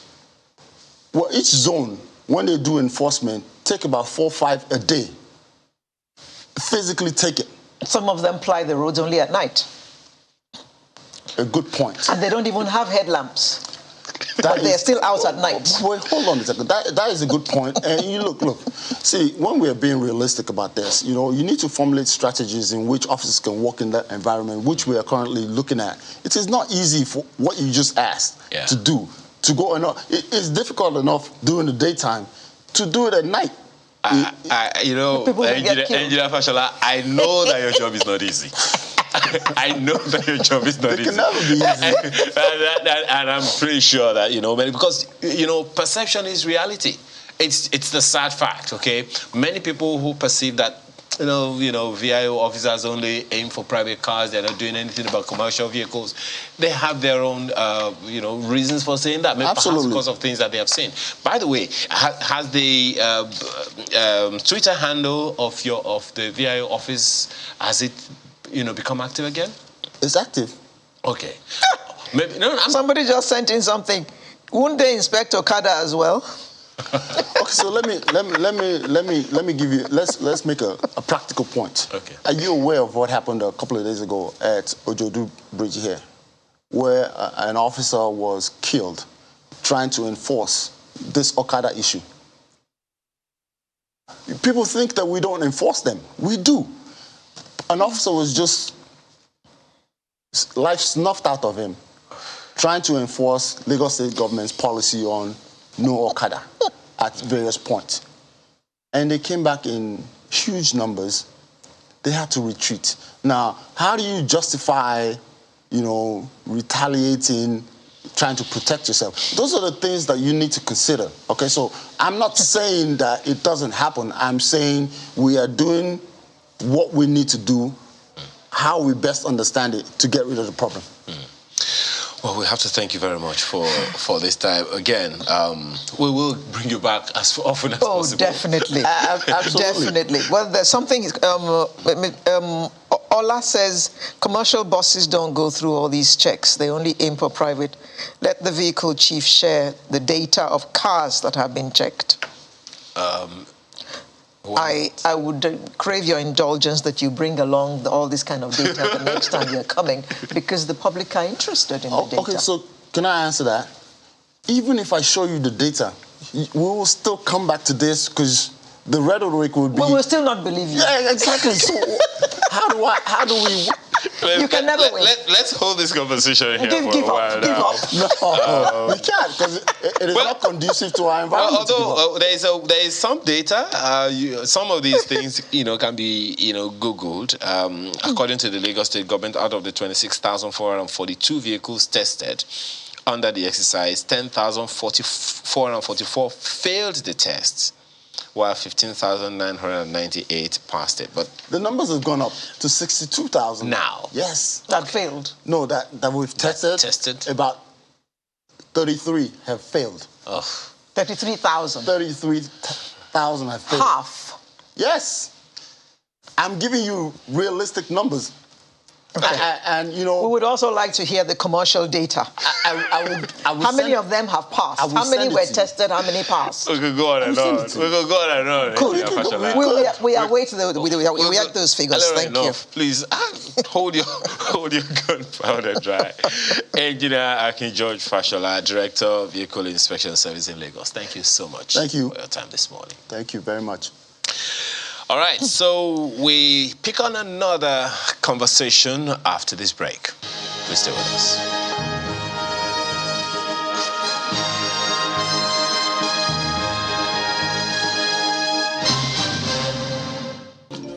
Thank you for staying with us this beautiful Saturday morning. Now, let's talk food. Well, not food like that. Let's talk about stemming hunger in the Sahel region.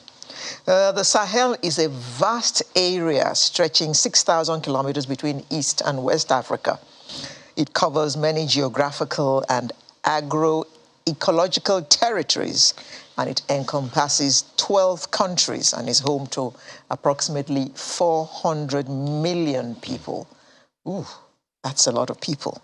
So if anything happens to that area, just imagine how many people are going to starve. Absolutely. 400 million people. The region faces political instability that has weakened household livelihoods, threatened state sovereignty and stability, and undermines social peace.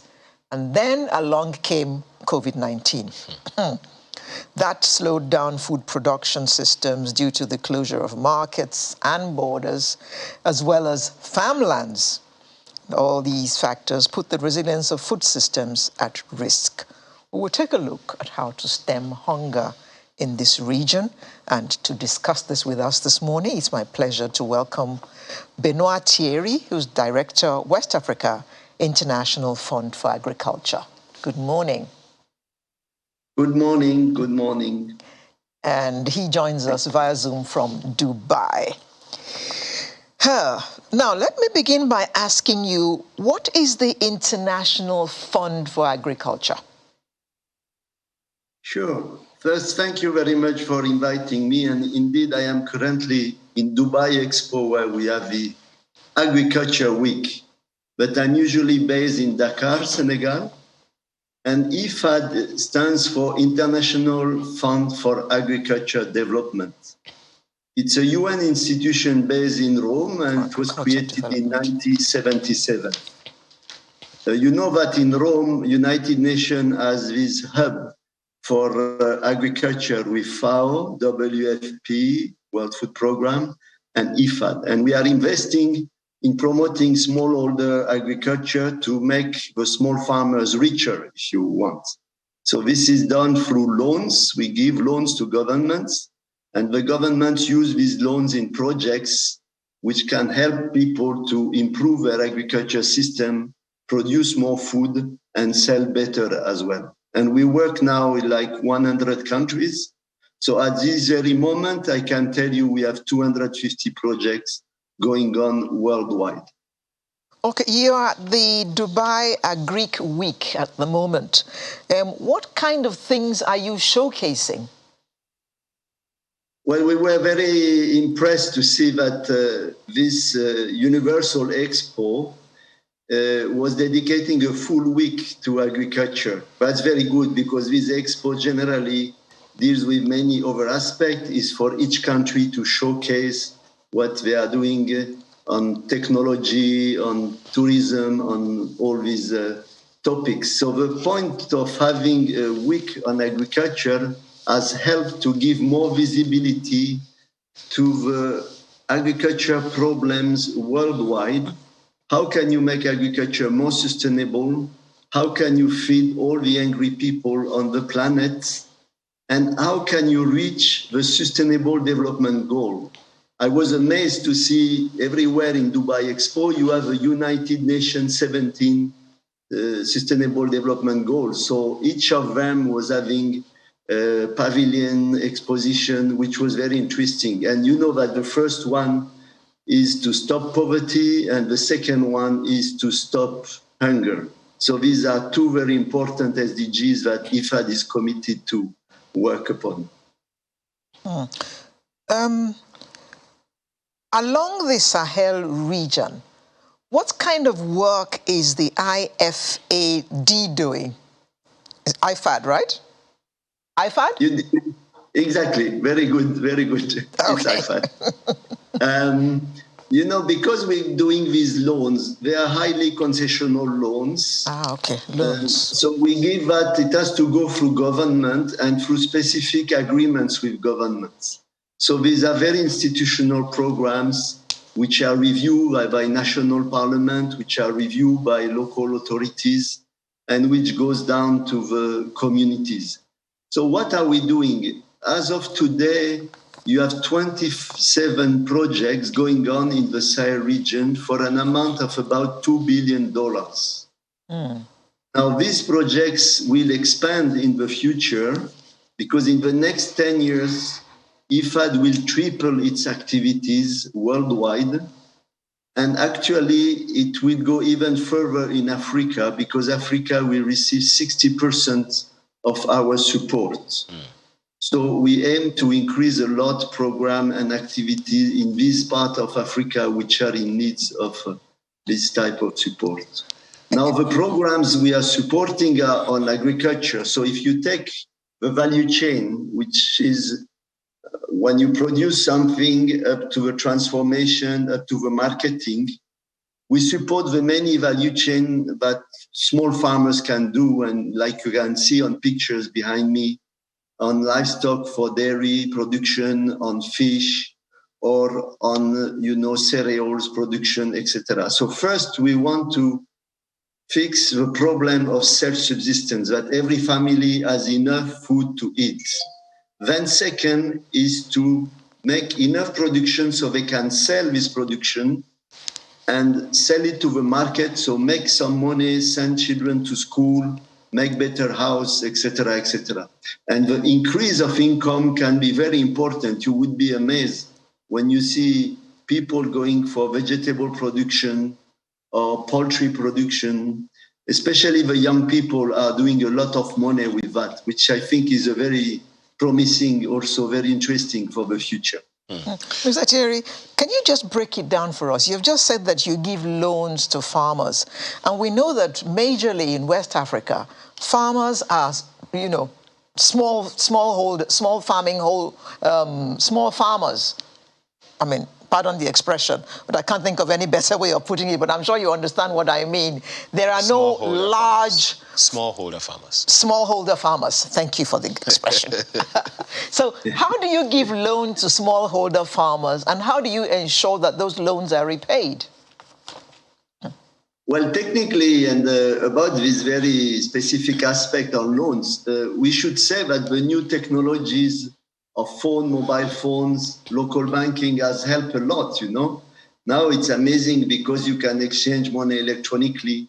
You can do practically these loans to people. And it's very helpful.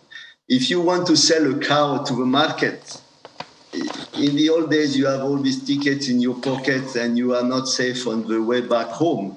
Now you just do an exchange on your mobile phone, you are safe.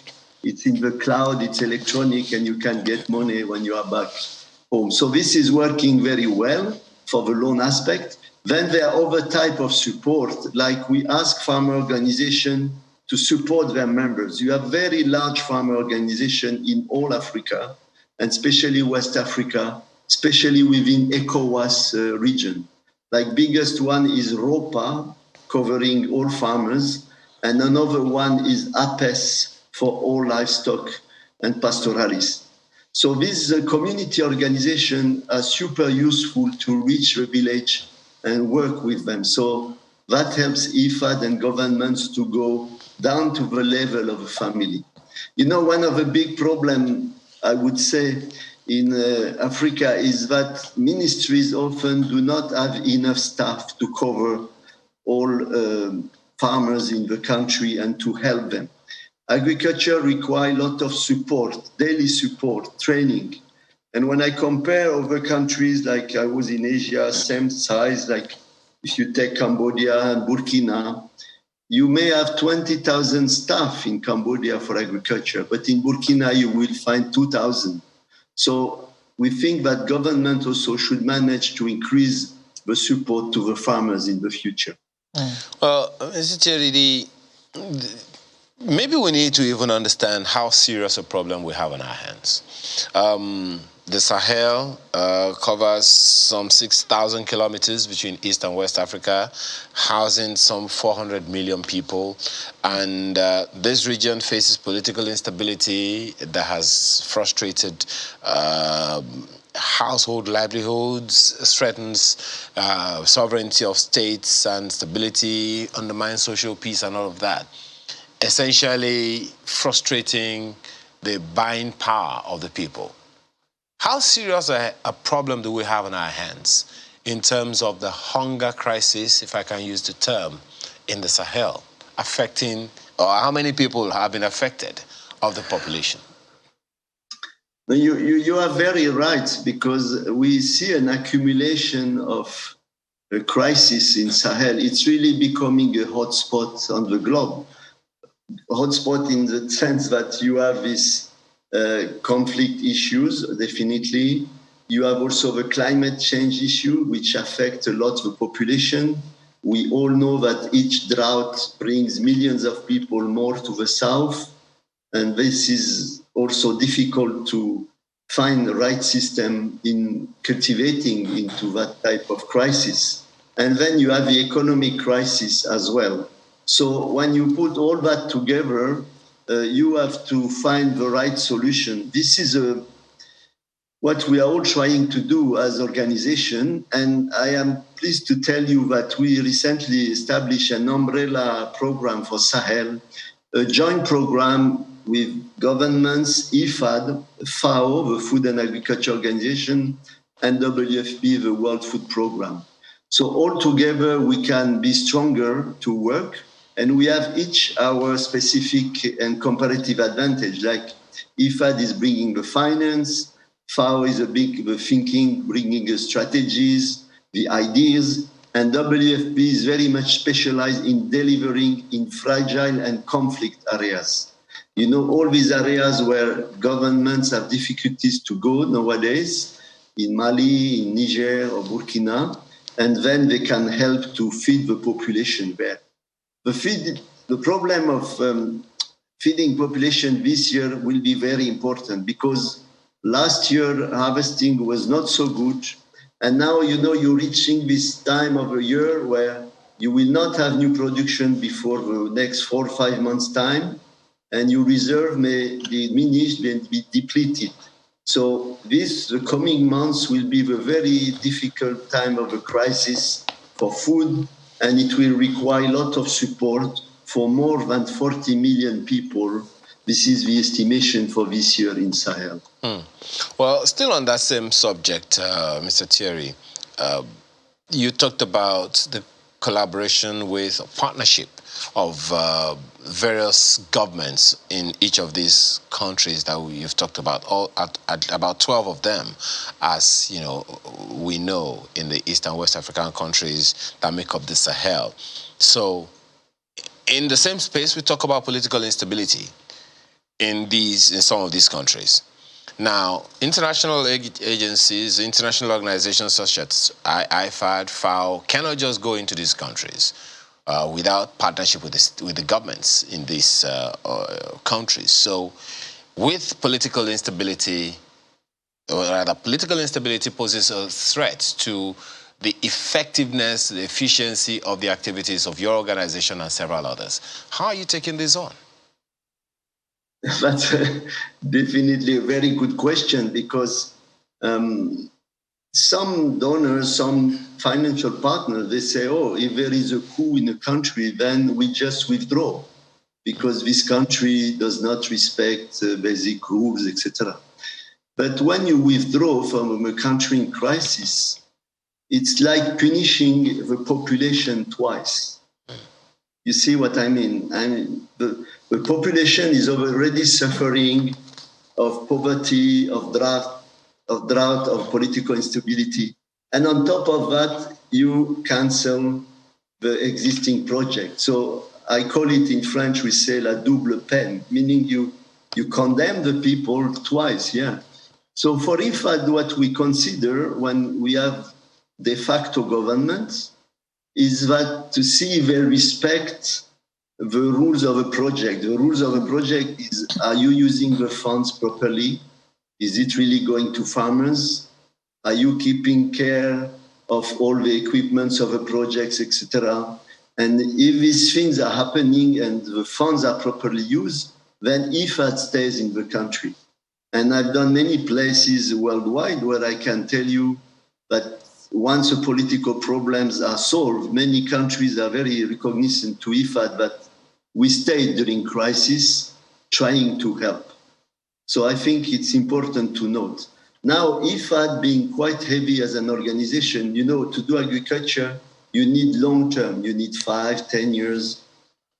farmers cannot be changed every 4 or 5 months, like I remember in Burundi during the war, you know, where you cannot do agriculture properly. So this is where we call for specific agencies like WFP or local NGOs. And these specific agencies, they know how to work in conflict areas. This is the difference between the fragility and the conflict element. Mr. Thierry, 65% of the inhabitants of this region are young people below the age of 25. Are there any special IFAD programs for these young people?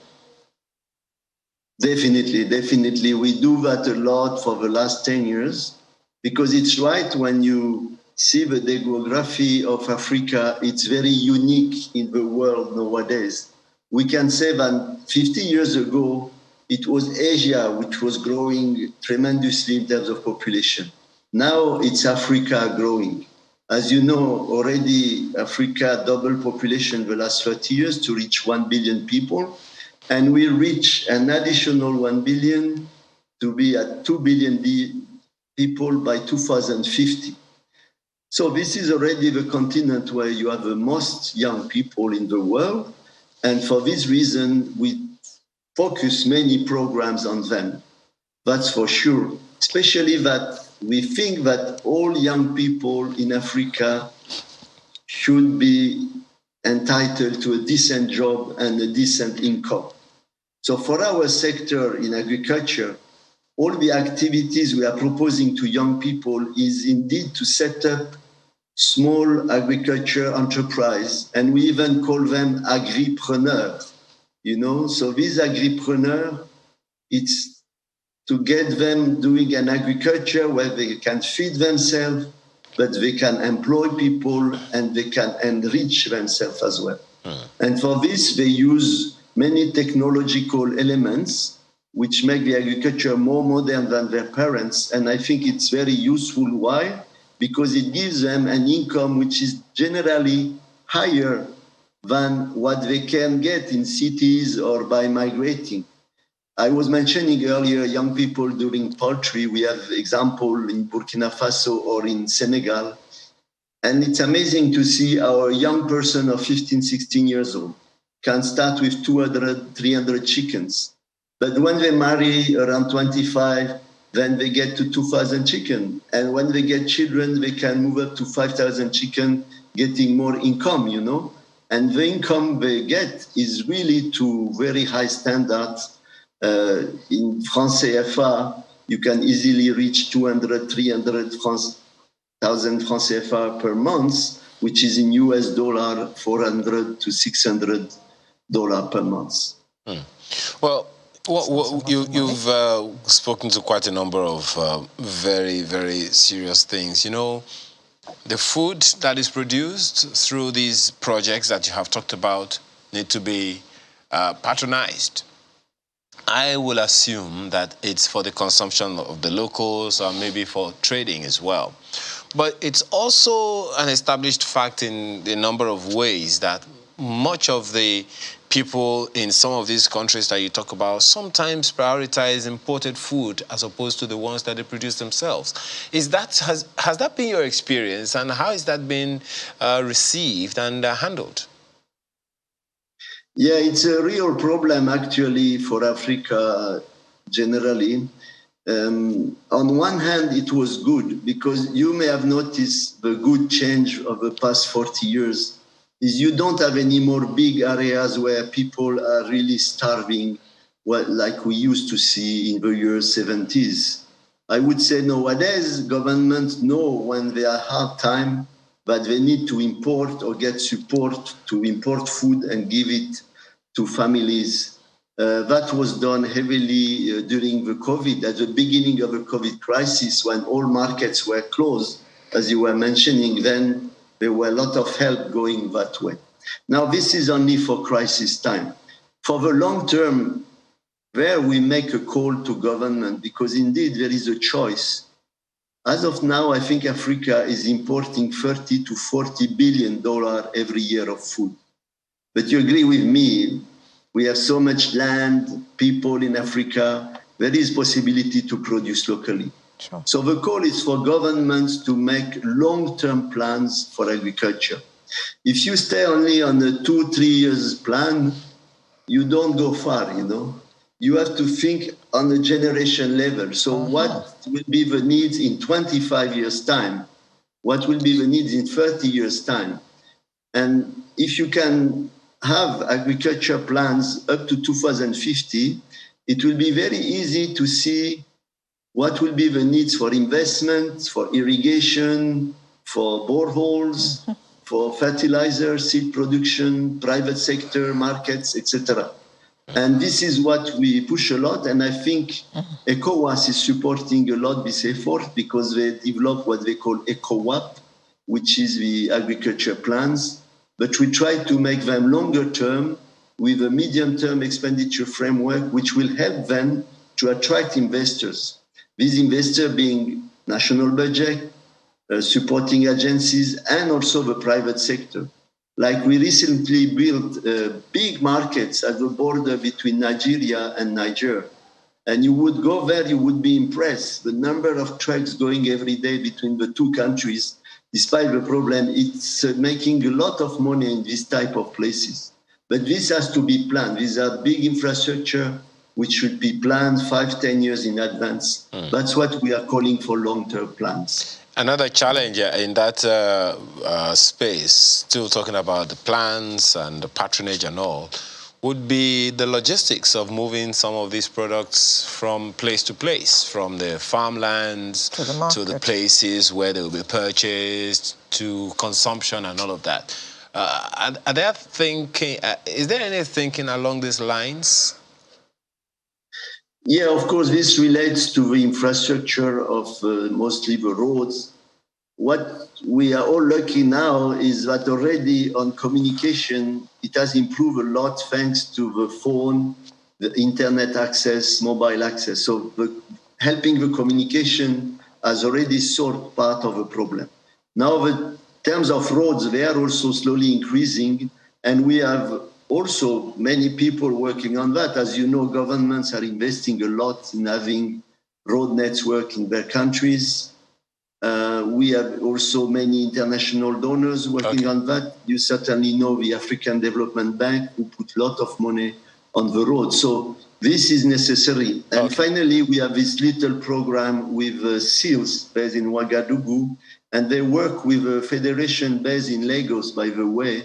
This federation are all the transporters of West Africa. Very interesting guys who can give you a lot of information. Okay, just a quick one before we let you go. IFAD's program is one of several. Several agricultural, should I say, intervention. You know, the one being championed by the AFDB is another one. And that's also in pockets of countries all over the place. Special agro-industrial processing zones. That in itself is like creating a farm city, if I can use the term. So the issue of logistics and all those things are taken away. Are there collaborations with such other programs which are gunning towards the same objective? I think it's a very good example, the one you just said, because if you have an agro-processing zone, because it's like a city, they have to be linked to the rural areas, to the farmers. So this is where the cooperatives I was talking about, or the groups, need to link to the industries. This is something we call a contract farming, which is very interesting. Because when we were talking about small farmers, believe me, there are many countries who became rich thanks to their small farmers. You can name Japan, China, Thailand, they all become rich thanks of that. And I know in Nigeria, you have also a very good example of small farmers who make that money. So that is one point on technical collaboration. Now, you have to know, overall, all these institutions are working with governments, and we are guided by government choices. We discuss with them and find the best way, the best partner for each aspect of a government policy. So this is how these discussions are held to get the best programs. Thank you very much for coming, Monsieur Benoit Thierry, Director, West Africa, IFAD, or International Fund for Agriculture Development. Thank you very much for coming to enlighten us this morning on Sunrise. Thank you to you. Have a good day. So, from looking at the Sahel region, we're going to take a trip now to Ebonyi State. Do stay with us.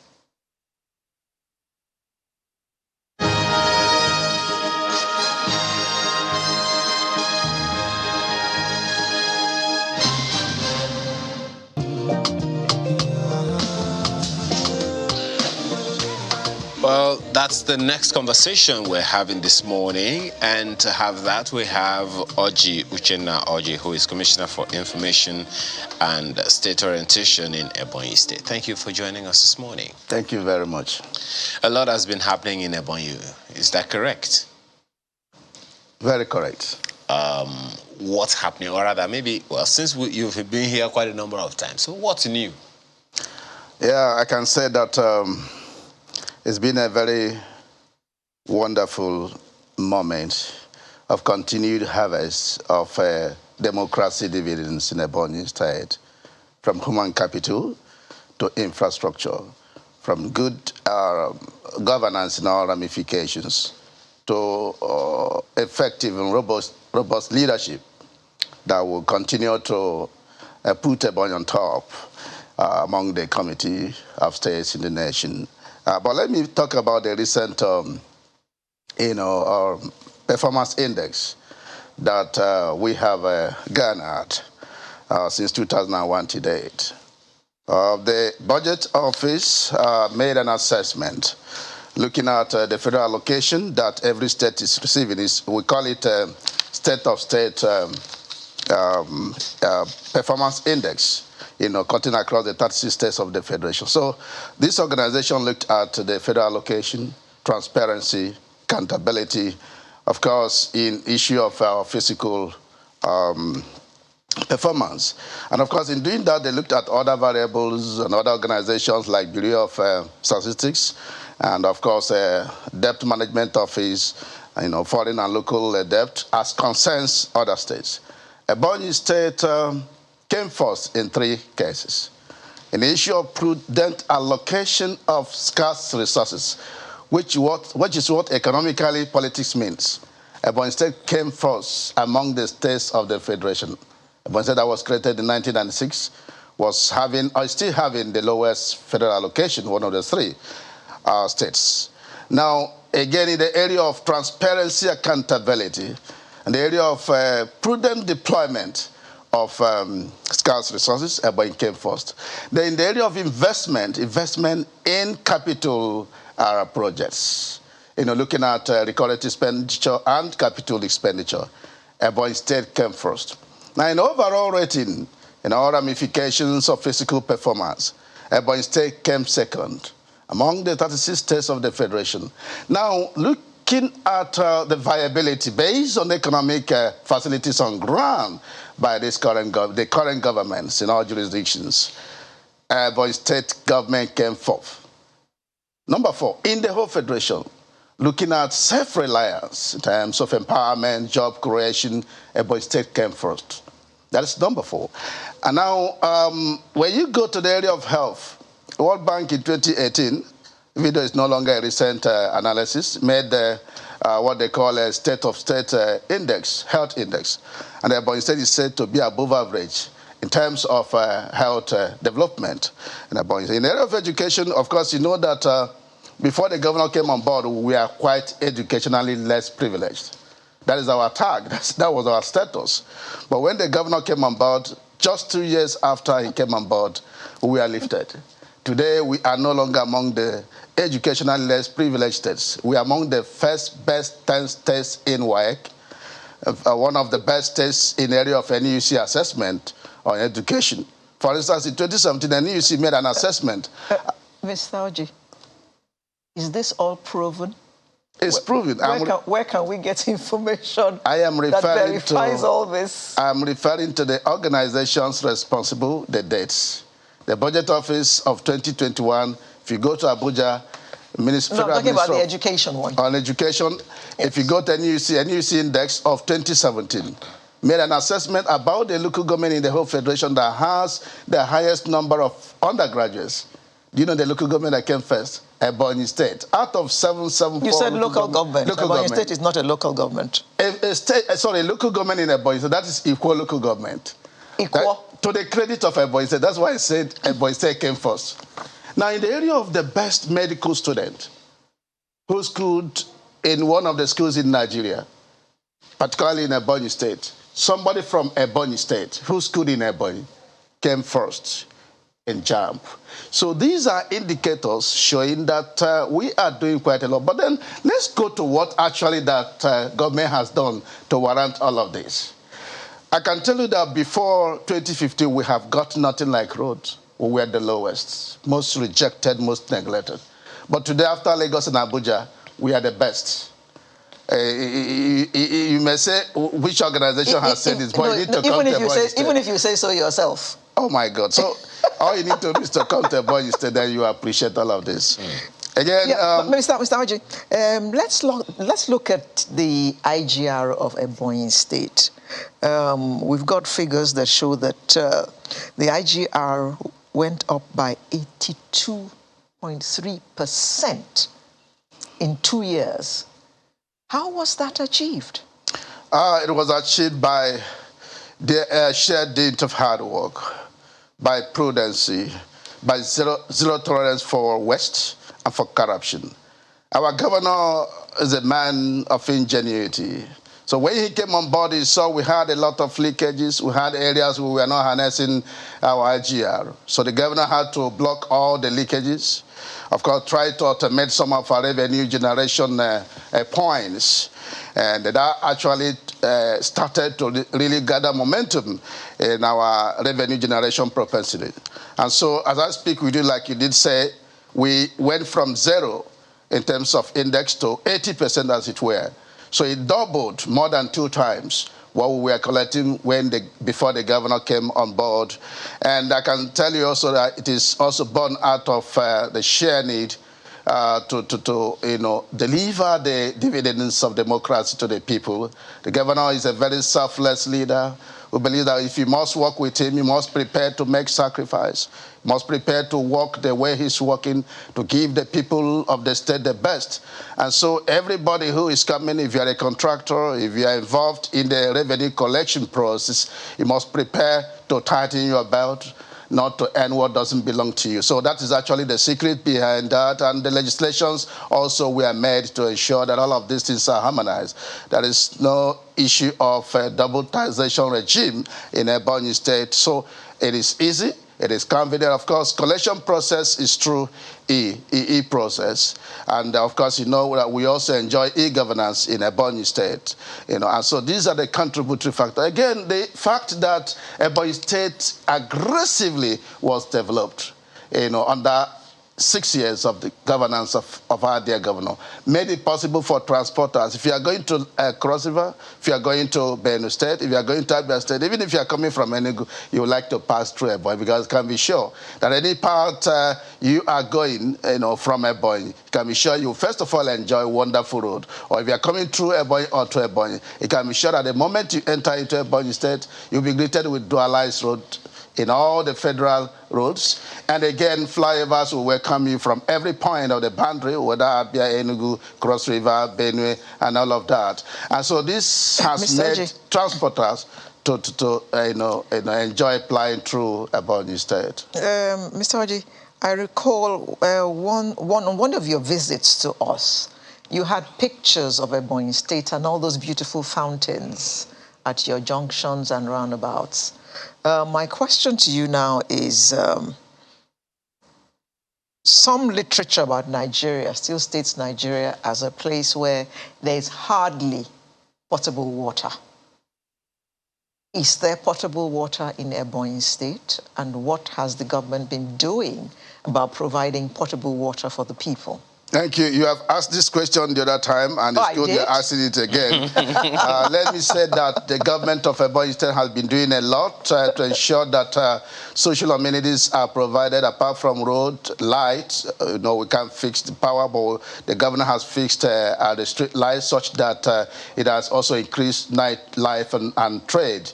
And so for water, I can say that the government is doing a lot to rehabilitate our water facilities. The Ezilo water scheme, the Alfarepe water scheme, started by the last administration, the Okao water scheme. They are being revamped as I speak with you, and we are beginning to gradually reticulate the various parts of the metropolis, such that when it is fully reticulated, it can be sure that water will be found fully in Ebonyi State. But obviously, a lot of investment has been made in ensuring that we get water. But don't forget that Ebonyi State is peculiar in terms of the geophysics of the area, and that has really affected the issue of borehole. Even though we are investing a lot in putting borehole for the rural communities, but it has actually affected the water situation in Ebonyi State. But I think that before the governor bows out, that we are going to make a great difference in that regard. Okay. Speak to us about security.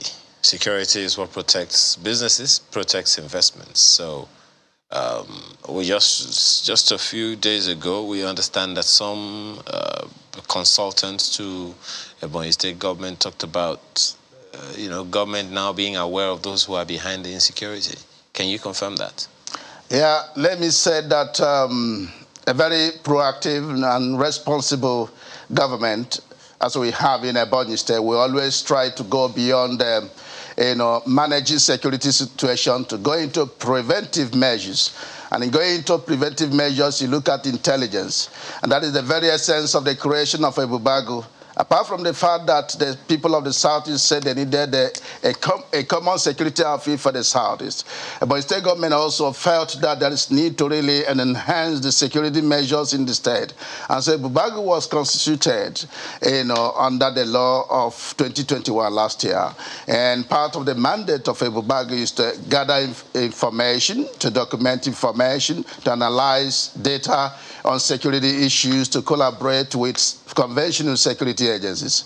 So I can tell you that in all of these things, we have also found out that non-state actors actually contributed to the recent insecurity that we are having before now. As I speak with you, we've done a lot to really tame that kind of situation. What government is doing is to ensure our engagement. We don't believe that militarization is all there is for you to contend with or to curtail insecurity in a place. But engagement, talking to the collective sensibilities of the people concerned, not just the actors, some of them are just street boys, but also our stakeholders, religious leaders, town union leaders, of course, community leaders, to see how they can talk to their subjects or their words.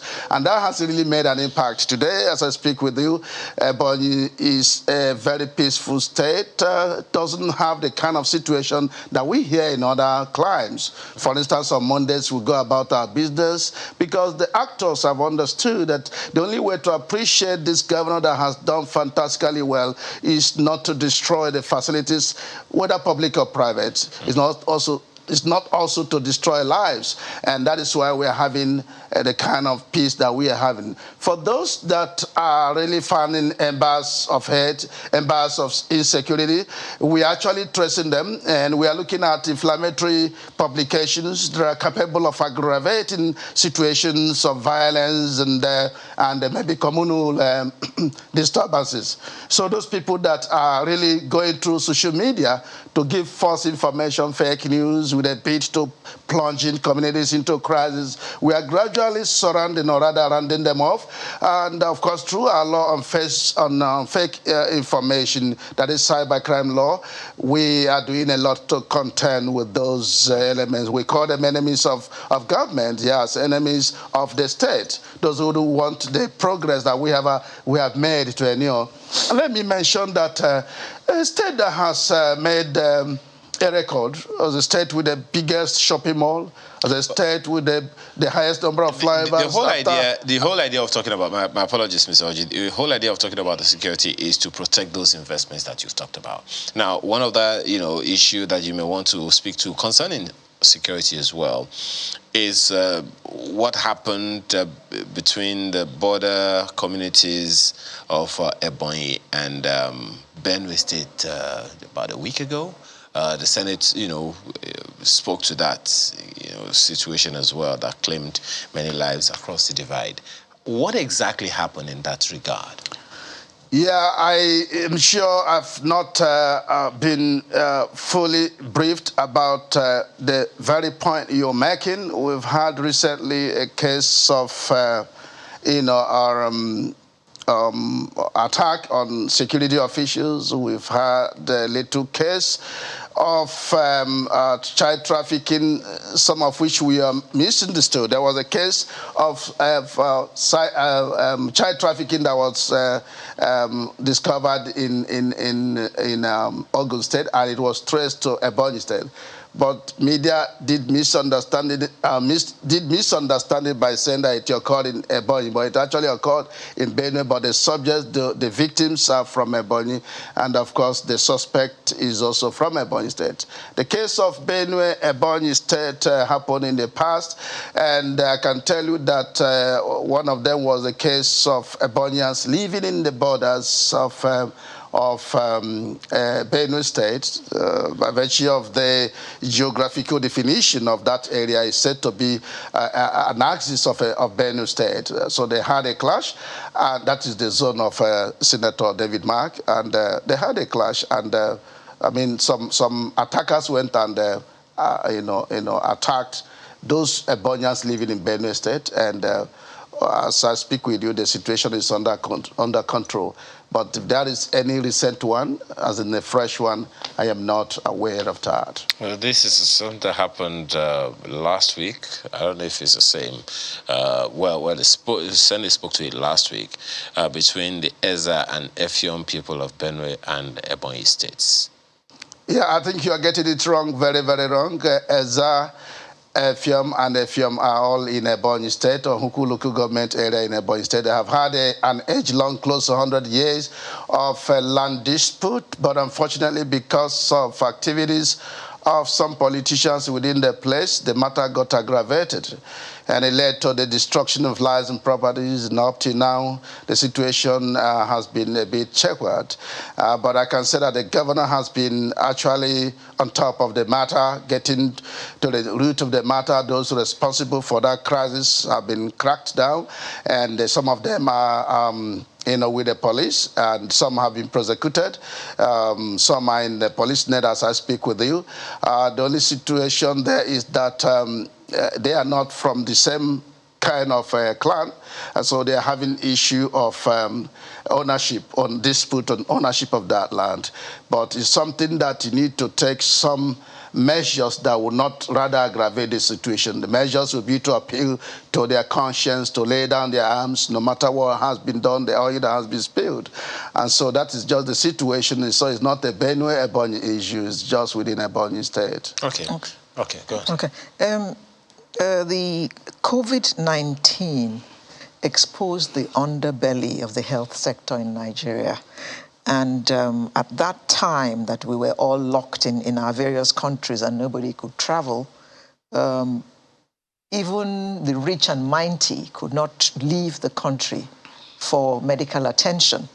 And that led many Nigerians to believe that COVID is going to make governments, state governments, pay more attention to the health sector, because the poor man, the rich man, we were all stuck here. Nobody could go anywhere to seek medical attention. So I think the media has been looking, very closely at this sector and wondering why no huge steps are being taken in the health sector all over the country, so that we're not caught napping again like we did during COVID. Yeah, perhaps the case is different in Ebonyi State. Yeah, before 2015, we had issues of deficit in a healthcare delivery system. Both the primary healthcare, the secondary and the tertiary healthcare facilities in Ebonyi State were in a state of shambles before the governor came on board. But when he came on board, he identified health as very critical. For you to even be educated, you need to be healthy. For you to talk about pursuing your means of livelihood, you need to be healthy. That is why, apart from creating the Ministry apart from the establishment of the Ministry of Health, which was strengthened by our governor when he came on board, he also created the Ministry of Human Capital Development, and one of its mandate is to ensure for the nutrition of our young pupils. And so health is critical. So what did the governor do? The governor has to really establish access to the existing facilities. Now he had to ensure that every ward has primary healthcare facility, every ward 171 wards in the state. Now he had to renovate those ones that were in shambles. Now across the 13 local government, 171 wards of the state. Each of the local government has a functional general hospital. Some were in existence, but when he came, he had to revamp them and make them to be functional. Of course, had to really send medical personnel. Now, in addition to that, the governor also had to give a lot of attention to tertiary healthcare service delivery in Ebonyi State. So today, as I speak with you, we not only have COVID-19 Center of Excellence that is the first in the Southeast, we had to decentralize the operations to the various zones of the state, the 3 zones. So we have units, COVID-19 centers of excellence in the 3 zones. We also have what is called a virology center that does tackle the issue of Lassa fever. Before the governor came on board, it was part of the problem of Ebonyi State. It was like the guinea worm of Ebonyi at that time. So when he came on board, what did he do? First of all, he had to establish the virology center, which is still the first and only in the Southeast and one of the 2 best in the whole federation. And that virology center has done a lot to tackle issues of Lassa fever. Now, the issue of other tertiary healthcare facilities. Do you know we have Africa's biggest University of Medical Sciences? The governor did conceptualize, the governor did build, the governor got approval. Today, as I speak with you, that university is going on the best, most beautiful university in the whole of Africa. And it's going to be a center of excellence. Are those pictures from the teaching hospital? No, that is one of the medical facilities in Ebonyi State. And I think this is the virology center. Then we have also the centers for the treatment of heart diseases, cancer, liver problems. And there's going to be a center of excellence for the production of dialyzers. No any other country in Africa has that kind of facility, except Ebonyi State. Is now about to start, but their school has started. So it's going to be providing the educational need and the health care need of the people of Nigeria. Now, we also have what is called a School of Nursing and Midwifery. The idea of government is that apart from getting all these facilities in place, we have to really get the personnel that will drive those facilities. So this is aimed at producing nurses, midwives that will help in attending to medical needs of the people of Nigeria and Africa. Of course, we have School of Health, but that is also aimed at raising health officials that will be serving in all of these healthcare service center. And I have told you World Bank made an analysis in 2018 and said that we are above, but after all, that we are even much more than that of federal government healthcare index. So is there, forgive me for this, I'm just going to have to ask it, is there a policy of government in Ebonyi State that says every public officer must patronize government facilities? It does depend on your conception and perception. Because, I mean, especially when you say that, it's the best in Africa. Yeah, it is the best in terms of the way and manner it is established. In terms of the facilities, in terms of the objectives, it's the best. And it's for Nigeria, and it's for Africa, and it's for the world.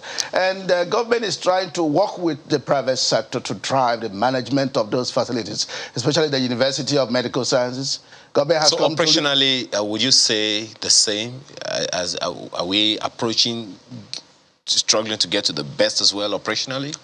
Because the infrastructure is one. I mean, operating it? That's another thing. Yeah, that is why the policy direction of government is that all of these critical facilities, not only that University of Medical Sciences, the shopping mall, the international airport, and some other facilities, including the international market, that the individual persons, corporate bodies need to really manage them. And so what government does is to involve the private sector through public-private partnership deal. And that is the way to go to ensure sustainability, to ensure enhancement of revenue generation process and employment processes. But Mr. Oji, I have not spoken to my question about, is there a government policy concerning patronage by public office holders in the government? Yeah, let me tell you that patronage is very important. It's as a matter of patriotism. Through our policy and through our political culture, our idea is that if you are a government official, you don't need to fly out of the country. You need to patronize the local facilities. That is the only way we can guarantee self-confidence. That is the way we can also make others to appreciate that it is working. Need to or should? Yeah, what I'm saying is that we have a policy that does suggest that we must patronize our local content. Okay. But then traditionally too, Ebonyi people are known for their honor and integrity. If you must say you have this, you must try to lead by example by, going around it. And so by a policy direction of government, every office holder is meant to really go to those facilities to access medication. And, do you use those facilities? Yes, we use that. You personally? Oh, my God. Unfortunately, I'm a village man. I use whatever is made locally. So I use it. Okay. I'm going to leave it there. Okay, but speak to us about this other thing that I believe it's government also that did it, the Ebonyi health insurance program.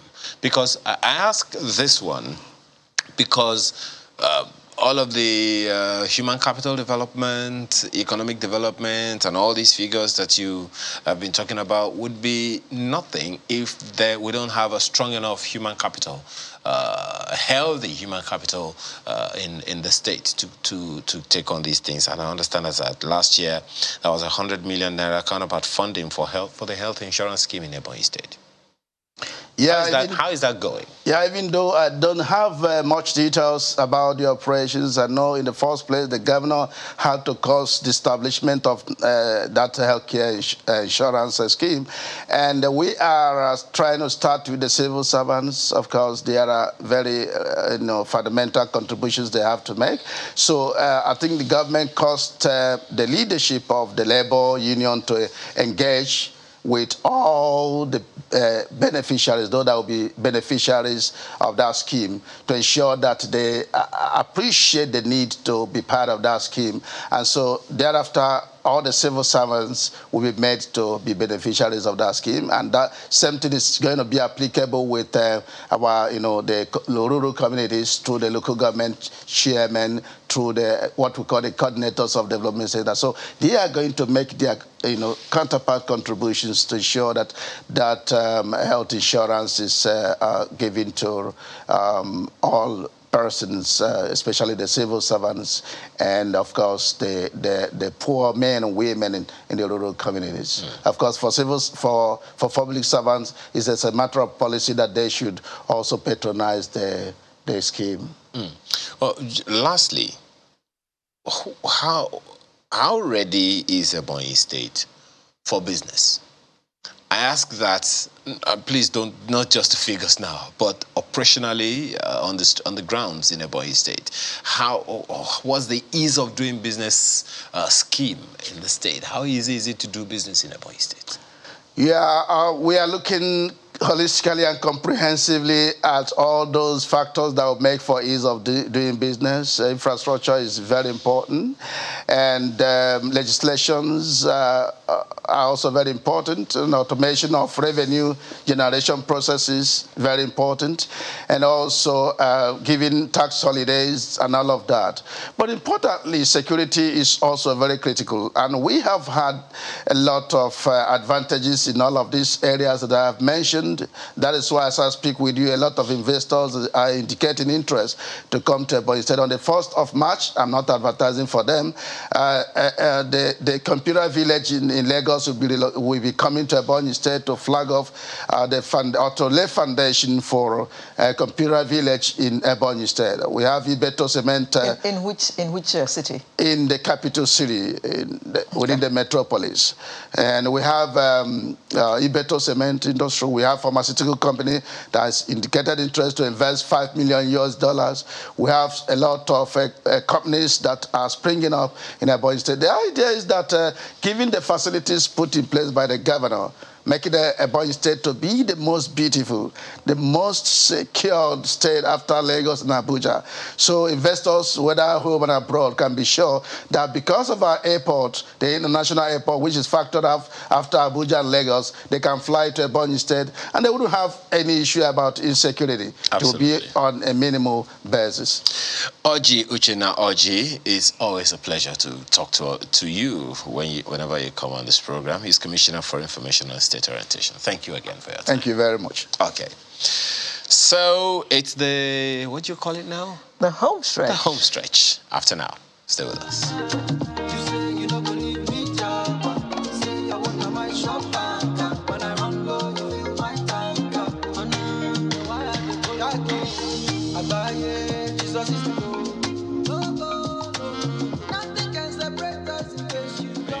For having to play two songs back to back before coming to you to talk about this one. I just happen to be an Afrobeat fan. I sincerely wish I could sing Afrobeat. Why are you looking at me like that? You could try. Well, Nigerian Idol is on. You can go and try. I'm not an idol. Well, maybe Gaze Baba is one. He is our guest this morning. Afrofusion, urban Afrofusion artist and a culture architect who gained prominence in 2012 with his hit single, Awa Otusho. Culture architect. Yeah, we'll find out about that. All right. So the song became an anthem in churches and among Christian youths. Awa Otusho. Yeah. Ironic, yeah. We are street. Well, our Otusho. Oh, we are street. Oh, that's what it means. We don't send you. Like, we're confident in our own skin. We don't have to be like anybody else. Okay. You know, that's the, you know. Okay. It's not the literal meaning, but it's the exact meaning. That's what it captures. Okay.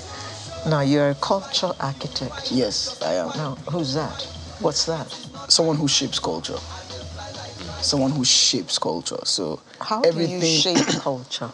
Well, with different things. So on one hand, there's the music. But then beyond the music, there are the platforms, because there's Light Out, with which we go around high schools, organizing concerts and leveraging the excitement to admonish students. We focus on high schools when they are between 10 and 16, 10 and 17 years old. So we advocate values like dedication, like, you know, delayed gratification, which is really a scarce value in our society right now, and abstinence. We also push abstinence to young people and say, don't let all the noise on media fool you.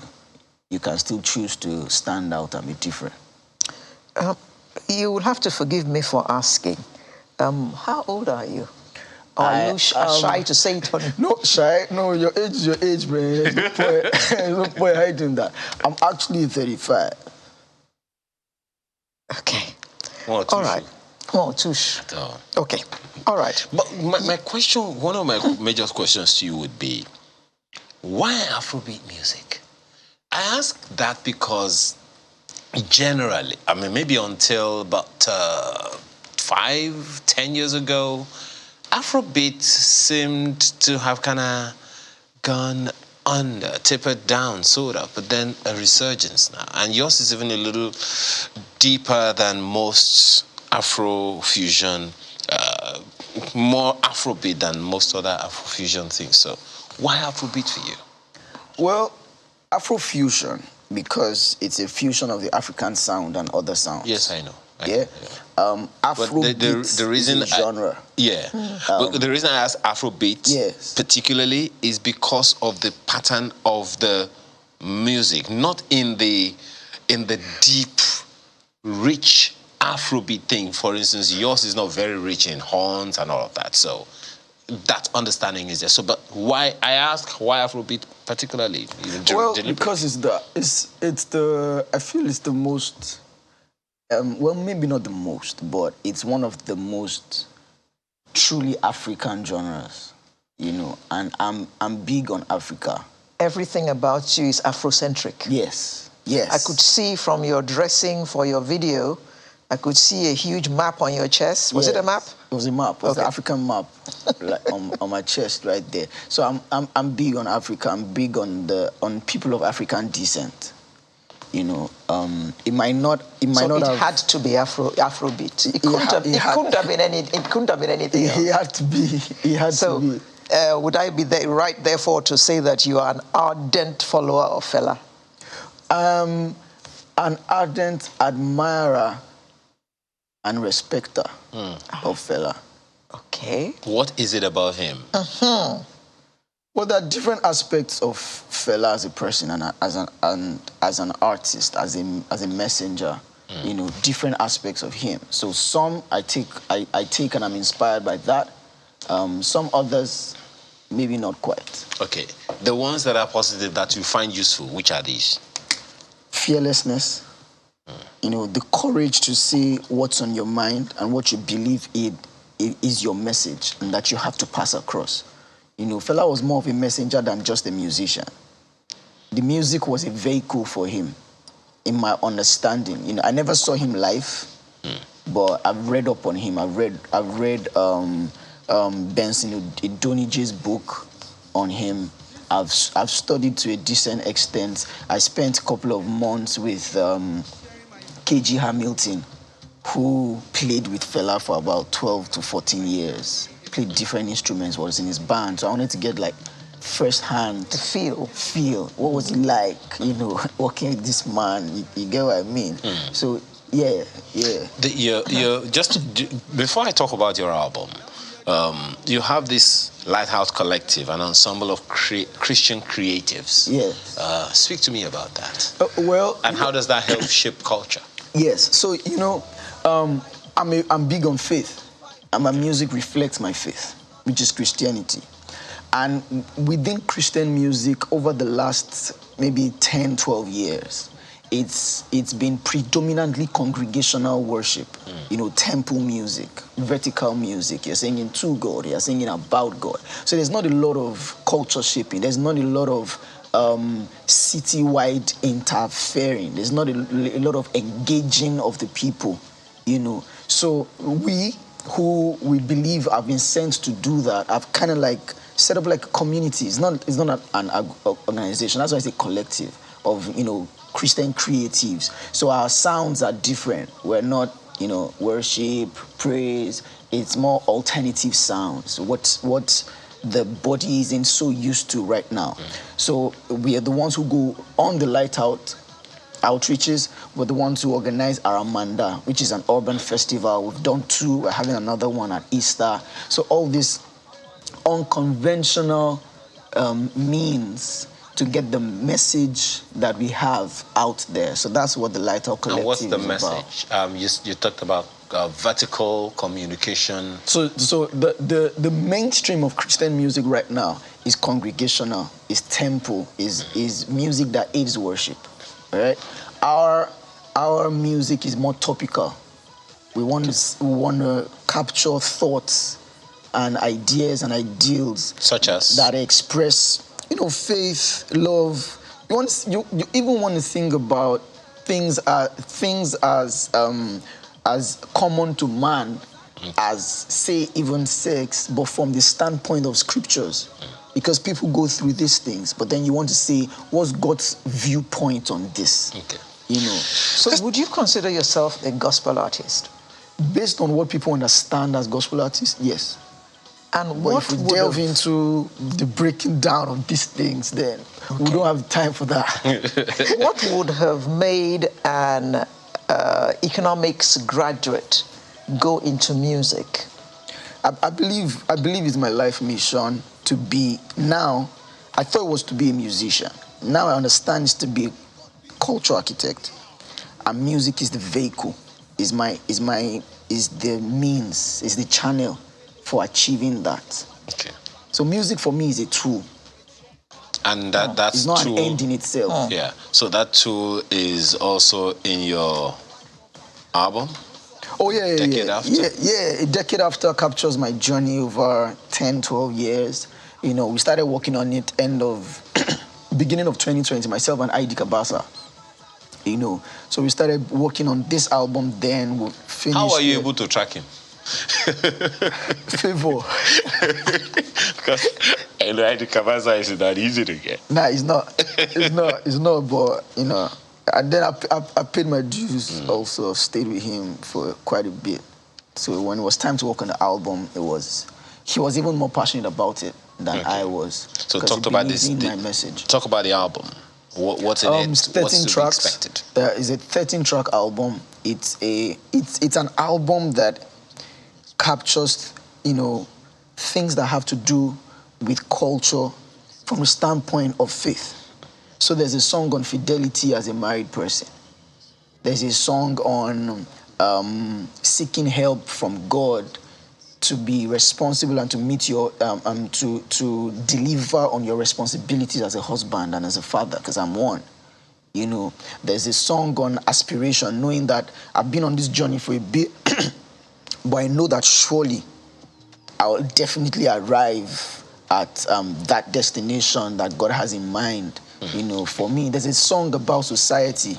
It's called Wambiliki Wabia, where what we did was to paint Nigeria as a family. Parents, children. We liken the parents to some of the leaders, not all, but some of the leaders, the children to the followers. I would say that the parents are well-fed, the children are malnourished. Oh dear. So there's an imbalance there. I'm not going to ask you if this has anything to do with 2023, so don't answer because I didn't ask. No, it can't even have anything to do with it because it was written even before 2019. But if you are a cultural architect, don't forget that cultural architects are always futuristic. So what if you did without even knowing? So I'm going to let you go now, Gaze Baba. We wish you the best. Thank you for having me. For being a part of our program this morning. Gaze Baba, original name Akande Ebonyi. That's perfectly pronounced. Ebonyi. What is Ibu? Ibu is the Spring, depth. the where something is coming out from. Is the one from the depths. Okay. So, thanks for joining us. Thanks, Gaze Baba, and thank you for watching us from home this morning. That concludes Sunrise for this day. We'll bring you a fresh edition next Saturday. God bless you all. Alero Edu is my name. I am Akinde is mine. Have a wonderful rest of your weekend.